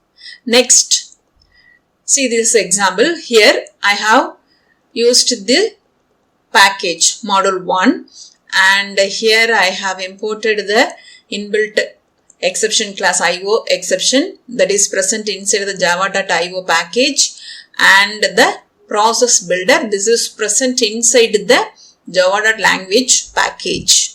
Okay, and this is my class PRCCLS. And inside this class, I have created the main method. Here I have used the throws keyword. So now only we have discussed throws keyword is used in a method signature and declares which exceptions can be thrown from a method. Isn't it? And here I have created two variables, soft and video. Okay, both are string data type. Here I have given the path of the software. Okay, vlc.exe is present in my system. Inside this path only, that's why I have given. So you give your own path. Okay, and this is my video file. Okay, this is present in my system inside this path only, so I have given. So you give your own path. Okay, and I have created the object for process builder. This is present inside the java.language package.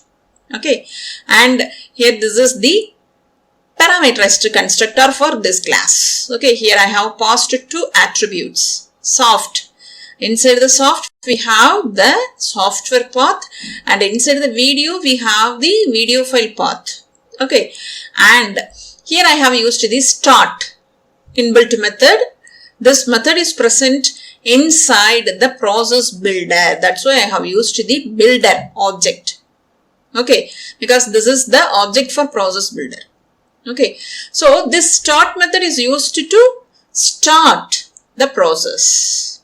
Okay, I hope you all understood about the process builder inbuilt class. So using this class, now I play the video file. Okay, let me execute this one.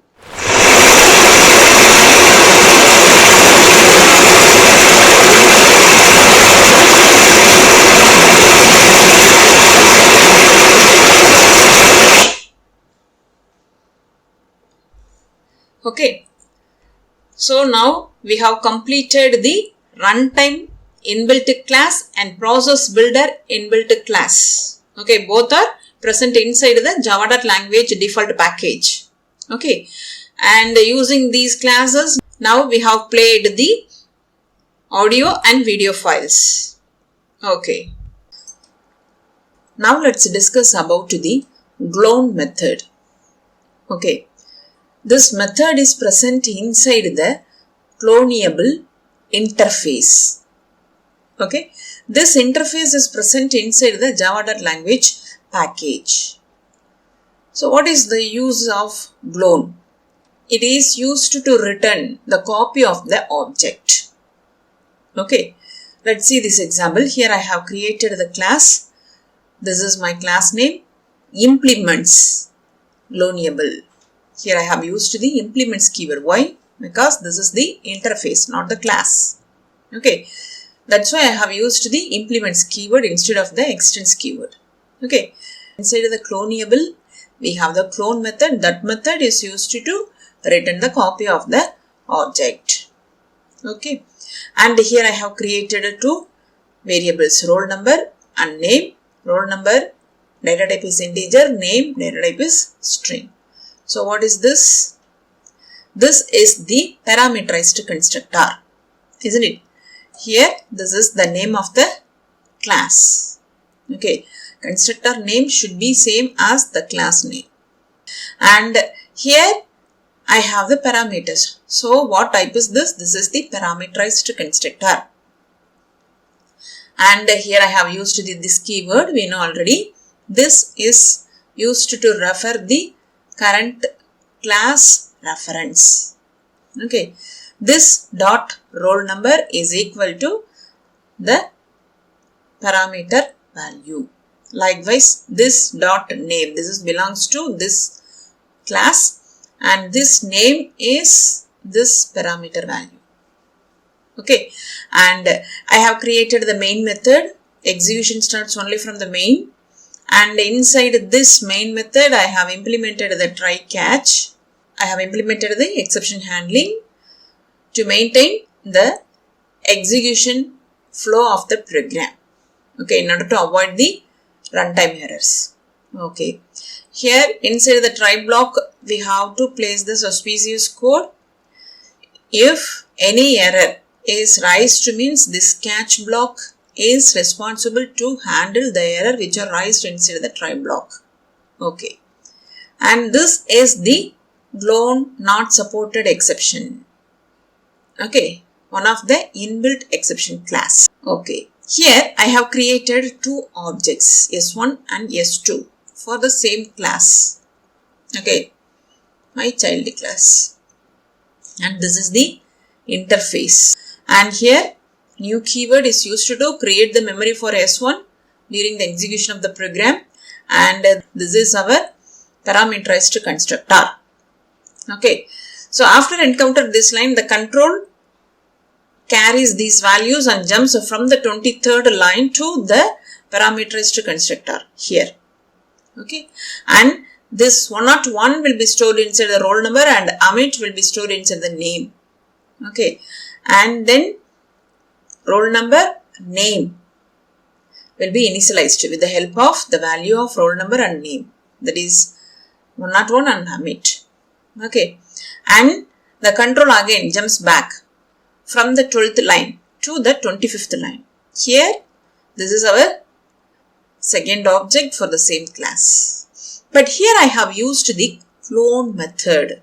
So this method is used to create a copy of this object.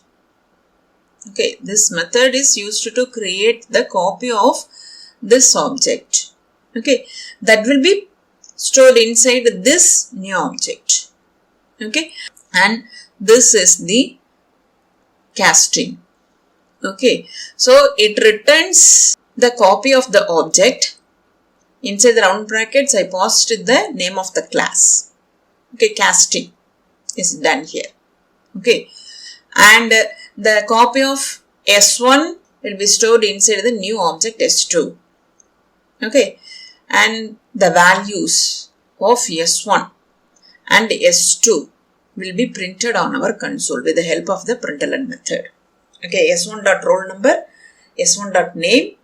The S1 values of roll number and name will be stored inside the S2. So, the same values, roll number and name will be printed on our console. Okay, here I have used the exception class. Clone not supported exception. If any error is occurred, means this is responsible to handle the error which is raised inside the try block. Okay, that inbuilt error will be displayed on our console.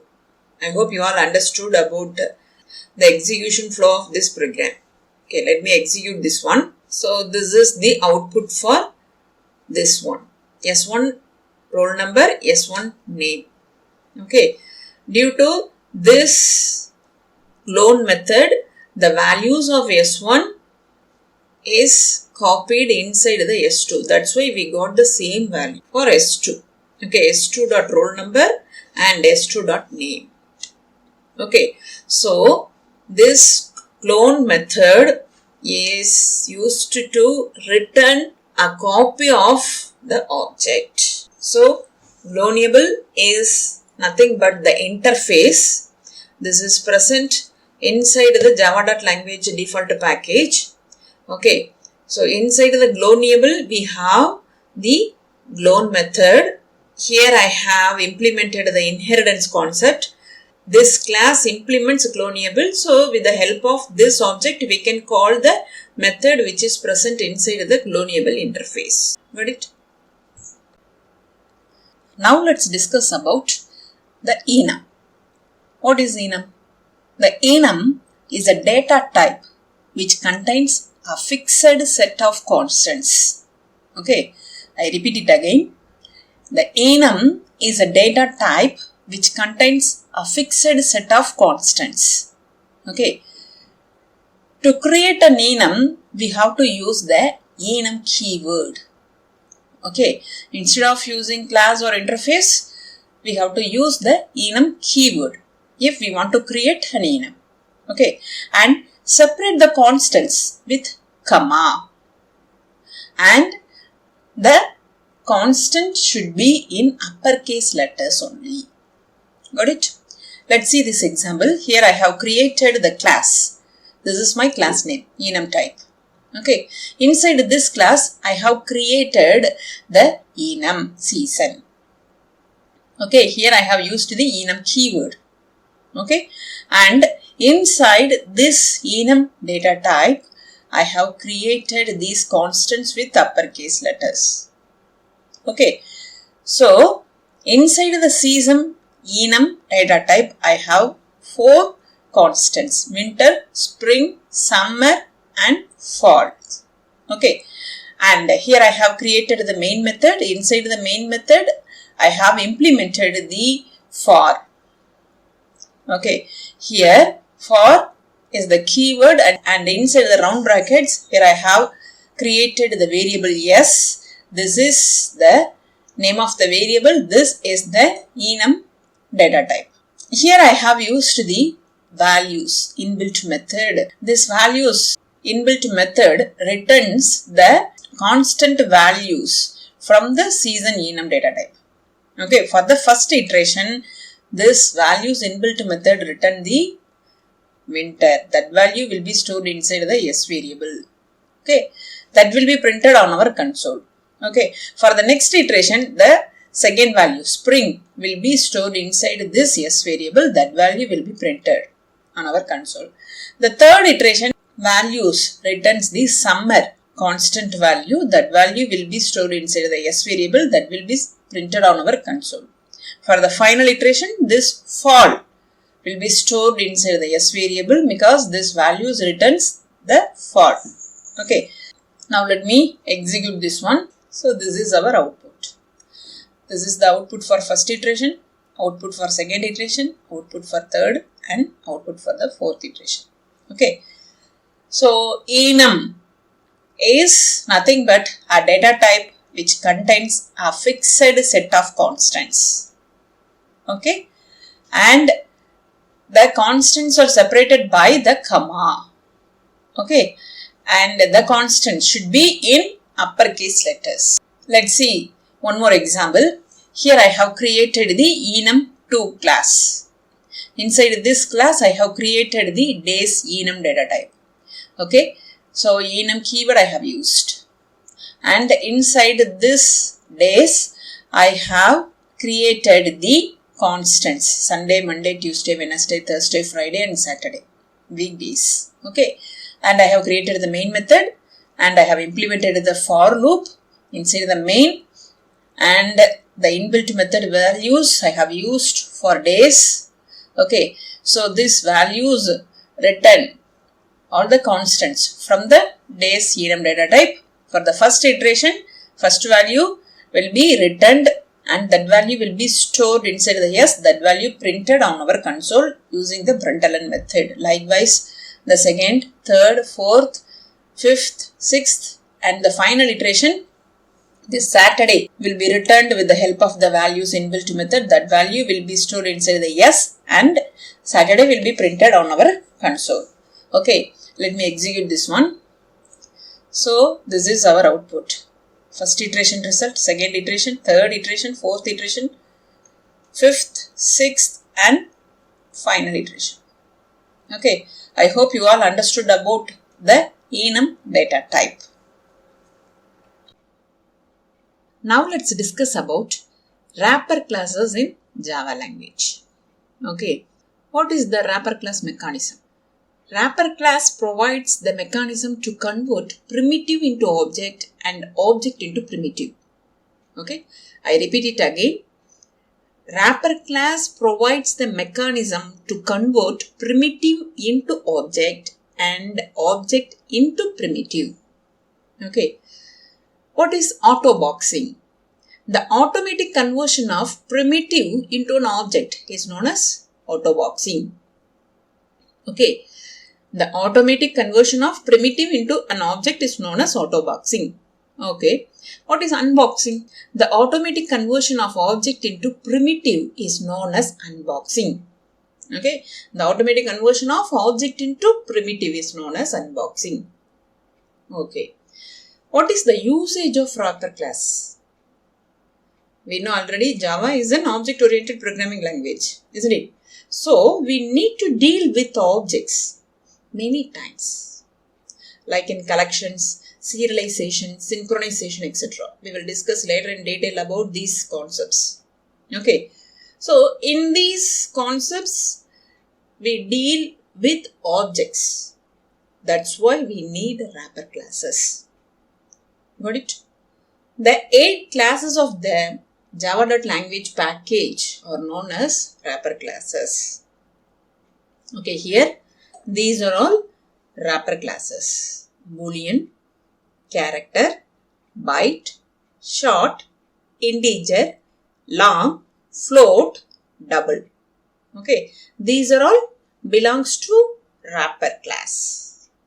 Okay, and these are all belongs to the primitive data types. We know already, isn't it? Boolean. The first letter is the small letter. We know already Java language is the case sensitive. Okay, so this Boolean is different from this Boolean. Okay, if we use the capital B, that is the wrapper class. If we use the small b, this is the primitive data type. Okay, and here char, byte, short, int, long, float, double. These are all belongs to primitive data types. Okay, now let's see this example. Here I have created the class. This is my class name. Inside this class I have created the main method. Okay, here I have created B, S, I, L, F, D, C and B2 variables. Okay, here I have used all the primitive data types: byte, short, int, long, float, double, char and boolean. Okay, so these are all belongs to the primitive data types, isn't it? And I have initialized all the variables. And here now only we have discussed what is autoboxing. Converting primitives into objects is called autoboxing, isn't it? Here I have created the objects for byte class, short wrapper class, integer wrapper class, long wrapper class, float wrapper class, double wrapper class, character and boolean wrapper class. Okay, so these are all belongs to the wrapper classes. Okay, and I have created the object for each wrapper class. And I have initialized the values for objects. Okay, here I have given the variable B. So, B data type is what? Byte, primitive data type, isn't it? So, what is going on here? Autoboxing. Converting the primitive into the object. This process is known as autoboxing. Okay, likewise, here this is the object for short wrapper class and this is the variable for short primitive data type. Okay, and this is the object of integer wrapper class and this is the primitive integer data type. Likewise, this is the wrapper class object and this is also the float wrapper class object and this is the double wrapper class object and this is the character wrapper class object and this is the boolean wrapper class object. Okay, on the right hand side we have the primitive data type variables. Okay, so this conversion is known as the autoboxing. Okay, and with the help of the println, I just try to print all the objects on my console. So these are all what? Objects. Okay, wrapper class objects. Okay, and we have now only discussed about the unboxing. Okay, what is unboxing? Converting objects to primitives, isn't it? So here I have created again the variables for all primitive data types: byte, short, int, long, float, double, char and boolean. So these are all the primitive data types. And on the right hand side we have the wrapper class objects, isn't it? Byte obj is what? The object for this byte wrapper class, isn't it? So here I try to convert the object into the primitives. That's why we can call it as unboxing. Okay, this process is known as unboxing. Okay, autoboxing means conversion from primitive to objects. Unboxing means conversion from object into primitive data type. Got it? And here I try to print all the primitive values on my console. Okay, byte value, short value, int value, long value, float value, double value, char value, bool value. Okay, so these are all belongs to the primitive data type variables. Okay, let me execute this one. So here these are the output for these statements. The primitive values are converted into the objects. Okay, that is called the auto boxing. Okay, and here these are all the outputs for these statements. Okay, so this process is known as the unboxing. Okay, that is conversion from objects into primitive data types. Got it? So what is wrapper class mechanism? Wrapper class provides the mechanism to convert from primitive data types into objects and objects into primitive data types. What is autoboxing? Conversion from primitive data types into objects. What is unboxing? Conversion from objects into primitives. I hope you all understood about the wrapper classes. Now let's discuss about the file output stream and file input stream. Okay, what is the usage of file output stream? File output stream is an output stream that is used for writing the data to a file. Okay, file output stream is used for writing data to a file. And what is the usage of file input stream? File input stream is used for reading byte-oriented data from a file. I repeat it again. File input stream is used for reading byte-oriented data from a file. Got it? Let's see this example. Here I have imported file output stream input-output exception. Okay, so this file output stream is present inside the java.io package. Likewise, IO exception is also present inside the java.io package. Okay, here I have created the class. My class name is FOS. Inside this class, I have created the main method. Inside this main, I have created the data variable. Its data type is string. Okay, I have initialized the data. The value for data is, this is a line. Okay, and I have implemented the exception handling using the try catch block. Okay, here I have created the object for file output stream. Now only we have discussed what is the usage of file output stream, used for writing data to a file, isn't it? So here I have passed the path of the file. Okay, inside the D drive. Now I try to write a data. Okay, that's why I have used the file output stream class. Okay, this is the parameterized constructor for this class. Here I have created the variable data bytes. Okay, its data type is byte array. Okay, this is the array variable. Okay, what type of array is this? Byte array. Okay, and here I have used the get bytes inbuilt method that is present inside the string class. Okay, so with the help of this get bytes method, we can get the sequence of bytes of the string which is present inside the data variable. Got it? And here this is our object out. This is the object for this class, isn't it? And inside this class I have the method write inbuilt method. Okay, that's why I have used the object for this class.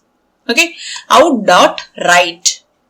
With the help of this inbuilt method, now I try to write this byte data inside this ABC text file. Up to this clear? Okay, and here this is our message. Okay, so data is written to the file. If this data is written inside this file properly, means we will get this output on our console. Okay, and this is also the inbuilt method. This is also present inside the file output stream. So with the help of this inbuilt method, we can close this file. Okay, and I have used the object for this class, isn't it? Okay, if any error is raised inside the try block, means the control comes here. Here we have the inbuilt exception class. Okay, this is the name of the variable. The inbuilt exception will be stored inside this variable that will be printed on our console with the help of the println method. Okay, I hope you all understood about the execution flow of this program. Actually, here I have used the file output stream inbuilt class that is present inside the java.io package. Okay, and here I have passed the parameter, that is the path of the file. Okay, ABC is my text file name. Okay, now I try to write this string inside this file. Okay, so get bytes is used to convert this string into bytes. Okay, that converted byte value of this string will be stored inside this variable. Its data type is byte array. Okay, inside this class we have write and close method. With the help of this write method, we can write the converted byte value of this string. Okay, so this converted bytes will be stored inside this ABC text file. Okay, with the help of the close inbuilt method, we can close this ABC text file. If any error is occurred, means only the catch block will be executed. Got it? Okay, let me execute this one. This is our output. So this is written inside this ABC. This is the name of the text file. This is present inside the D drive. Now inside the D drive, this is my file name, isn't it? So I open this one. This line is written inside this ABC successfully, isn't it? See here, this is written inside the ABC text file. Okay, with the help of the file output stream class, we can write the data inside the file. Okay, now let's see this example. Here I have used the file input stream. So what is the usage of file input stream? Is used for reading byte-oriented data from a file, isn't it? Here, this is my class name, FIS. I have created the main, and inside the main I have implemented the try catch, that is the exception handling, and inside the try block I have created the object for file input stream class. Okay, and this is the parameterized constructor. Here I have passed the path of the file. Now I want to read the content from this ABC file. Okay, and here this is the output statement, data in the file, and reads the first byte. How can I read? With the help of the read method. Okay, this read method is present inside the file input stream class.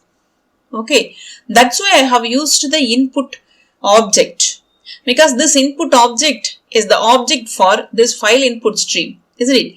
So I have to use this object to call the method from this file input stream class, isn't it? So this read method is used to read the first byte from this file content. Okay, and that value will be stored inside the I variable. Its data type is integer only. Okay, and here I have implemented the while. Okay, so here I have given -1. That means when the I value reaches the end of the file, okay, at the time this while loop will be terminated. Okay, this loop will be executed till the end of the file. That is the meaning for this -1. Okay, -1 is equivalent to the end of the file of this ABC. Okay, and here when the I value not equal to -1 only, the control comes inside the while block. Okay, and here that value of I will be printed. That is the byte value will be printed on our console. And that byte value will be converted into character with the help of the casting. Okay, so the integer value will be converted into char. That value will be printed on our console. And the next byte value will be read with the help of this statement. Okay, so that value will be stored inside the I variable. And again the control jumps from the 19th line to the 13th line. So if the I value not equal to -1, the control again comes inside the while loop. And the I value will be printed and the character of I value will be printed, and again the third byte value will be read with the help of this statement. This process is going on till the end of the file is reached. Okay, when the end of the file is reached, this read method returns -1. So what will happen? This while block will be terminated. Okay, all the letters from this file will be printed with the byte value on our console. This close method is present inside the file input stream. This is used to close the ABC text file. Okay, this inbuilt method is present inside the file input stream. That's why I have used the object for this class. Okay, and if any error is occurred means this catch block is responsible to handle the error which is raised inside the try block. I hope you all understood about the execution flow of this program. Inside the ABC, this is our content, isn't it? Now, with the help of the file input stream class, I read the content from the ABC. That content with byte value will be printed using this file input stream class. Okay, let me execute this one. So this THIS, okay, this, and this is 32 is the byte value for space, and IS, okay, and this is the character. Okay, here the integer value is printed, that is the byte value is printed, and then single hyphen and the character of I, and 104 is the byte value for H, likewise 105 is the byte value for I. Okay, all the other letters with byte values are printed. Got it? So inside the ABC we have, this is a line, isn't it? So inside the ABC text file we have this output. So this line is printed with the byte value. That's why we got these numbers. Got it? I hope you all understood about the file input stream and the file output stream. Now let's discuss about how to copy and paste the content from one file to another file. Okay, we have already discussed about the file input stream and file output stream. What is the usage of file input stream? File input stream is used for reading byte-oriented data from a file. Am I correct? And what is the usage of file output stream? File output stream is used for writing data to a file. Okay, I repeat it again. File input stream is used for reading byte-oriented data from a file. File output stream is used for writing data to a file. Okay, so I have imported file input stream and file output stream and inbuilt exception class, input output exception. Okay, these all belongs to the java.io package. I have created the class name is COPA. Okay, and inside this class I have created the main method. Here I have used the throws keyword. Did you remember the throws keyword? Yes, throws keyword indicates what exception type may be thrown by a method. Okay, so what is the usage of throws keyword? I repeat it again. The throws keyword indicates what exception type may be thrown by this main method. Okay, and inside this main method I have created the objects for file input stream and file output stream. Okay, source stream, this is my object name for this class. This is the parameterized constructor for this file input stream. Now I want to read the content from ABC text file and I want to paste that content into this AB text file. Both are inside the D drive. Okay, and I have created the target stream for file output stream. This is the class name, this is the object name, whatever you want you give. Okay, and this is the parameterized constructor for this class file output stream. Okay, I have given the path of the file. Up to this clear? Okay, here I have created the variable temp. Its data type is integer. Okay, and I have implemented the while loop. Okay, and here I have given -1. Okay, what is the meaning of this -1? -1 is equivalent to the end of the file.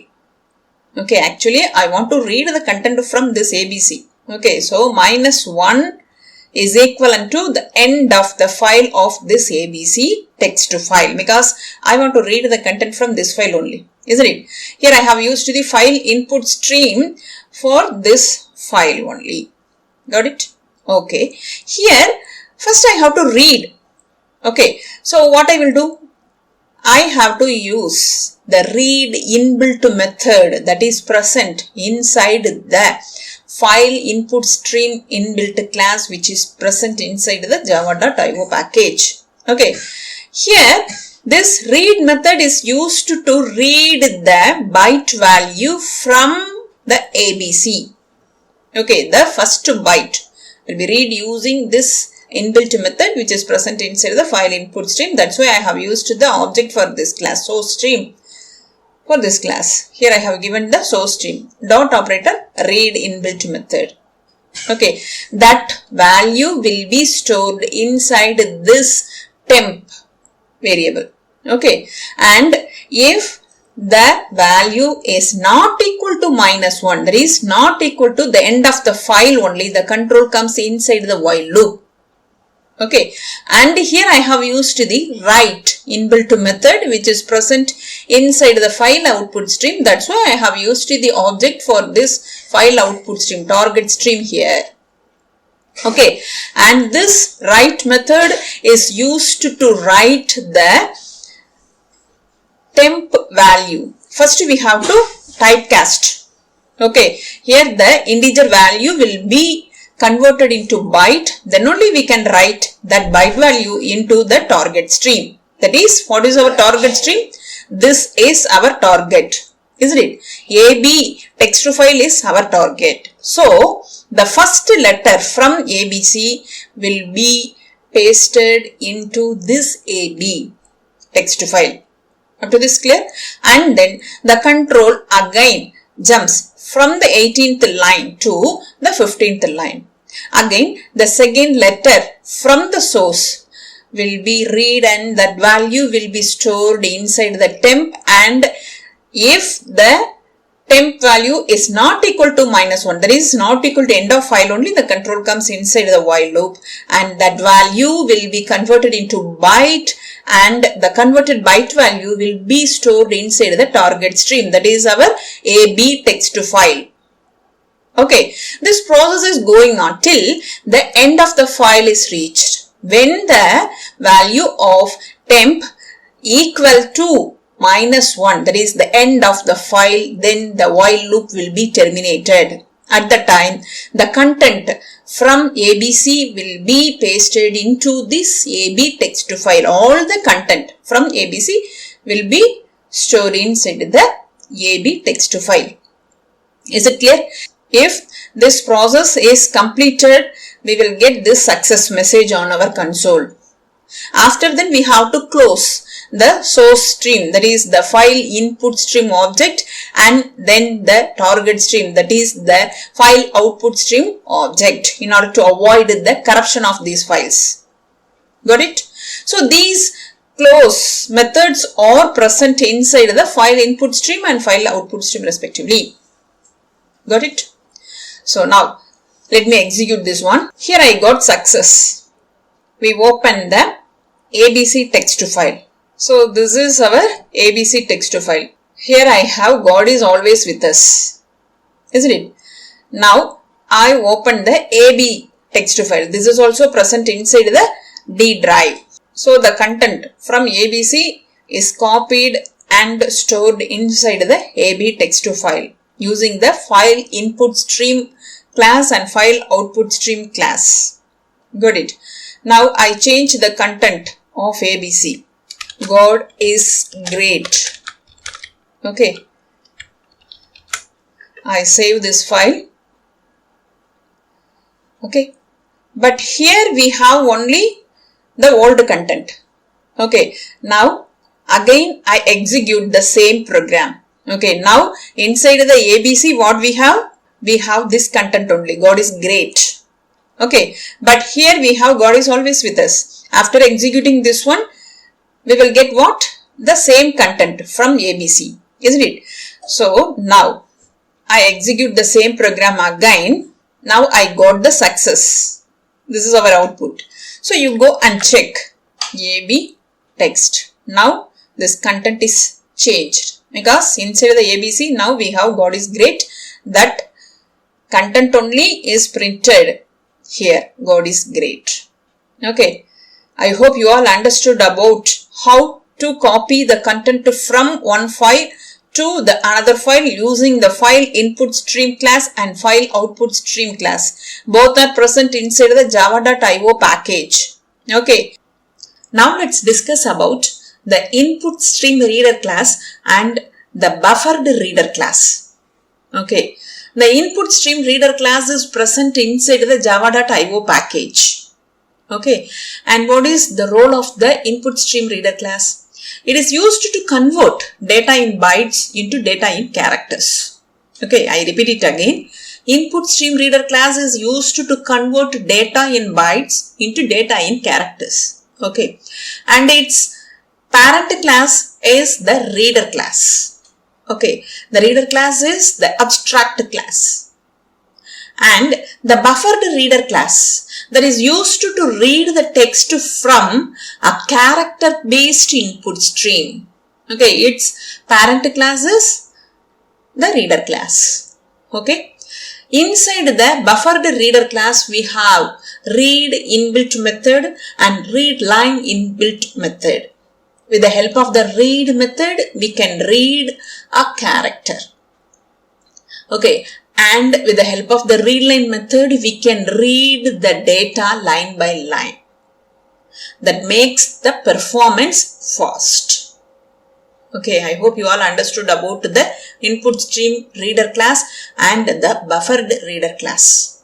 Okay, let's see this example. Here I have imported the buffered reader, input output exception inbuilt exception class and input stream reader class. All are present inside the java.io package. And my class name is charRead. Inside this class I have created the main method and I have used the throws keyword. We have already discussed about this throws keyword. Okay, so this method might throw this input output exception.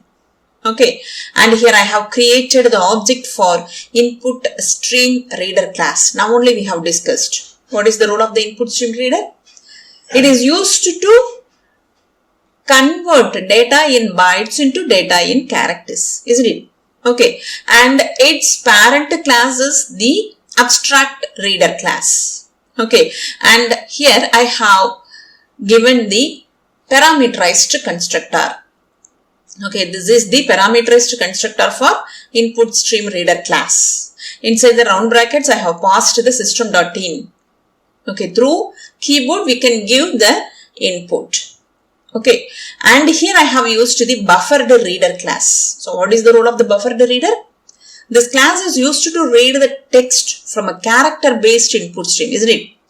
Inside this buffered reader class only we have the read method as well as the read line method. If we want to read a character, we can use the read method. If we want to read a line, we can use the read line method. Okay, so both are present inside the buffered reader class. Okay, and here I have used the parameterized constructor for buffered reader. Inside the round brackets, I have passed the input stream reader class object ISR. This is the object name for this class. Okay, that's why I have passed ISR inside the buffered reader class. Okay, and this is for output message, enter any character. Okay, and BR, this is the object name for buffered reader. Inside the buffered reader, we have the inbuilt method read to read a character, isn't it? So I have used the object for this class to call the method. Okay, and here read method reads a single character. Okay, so it returns the integer.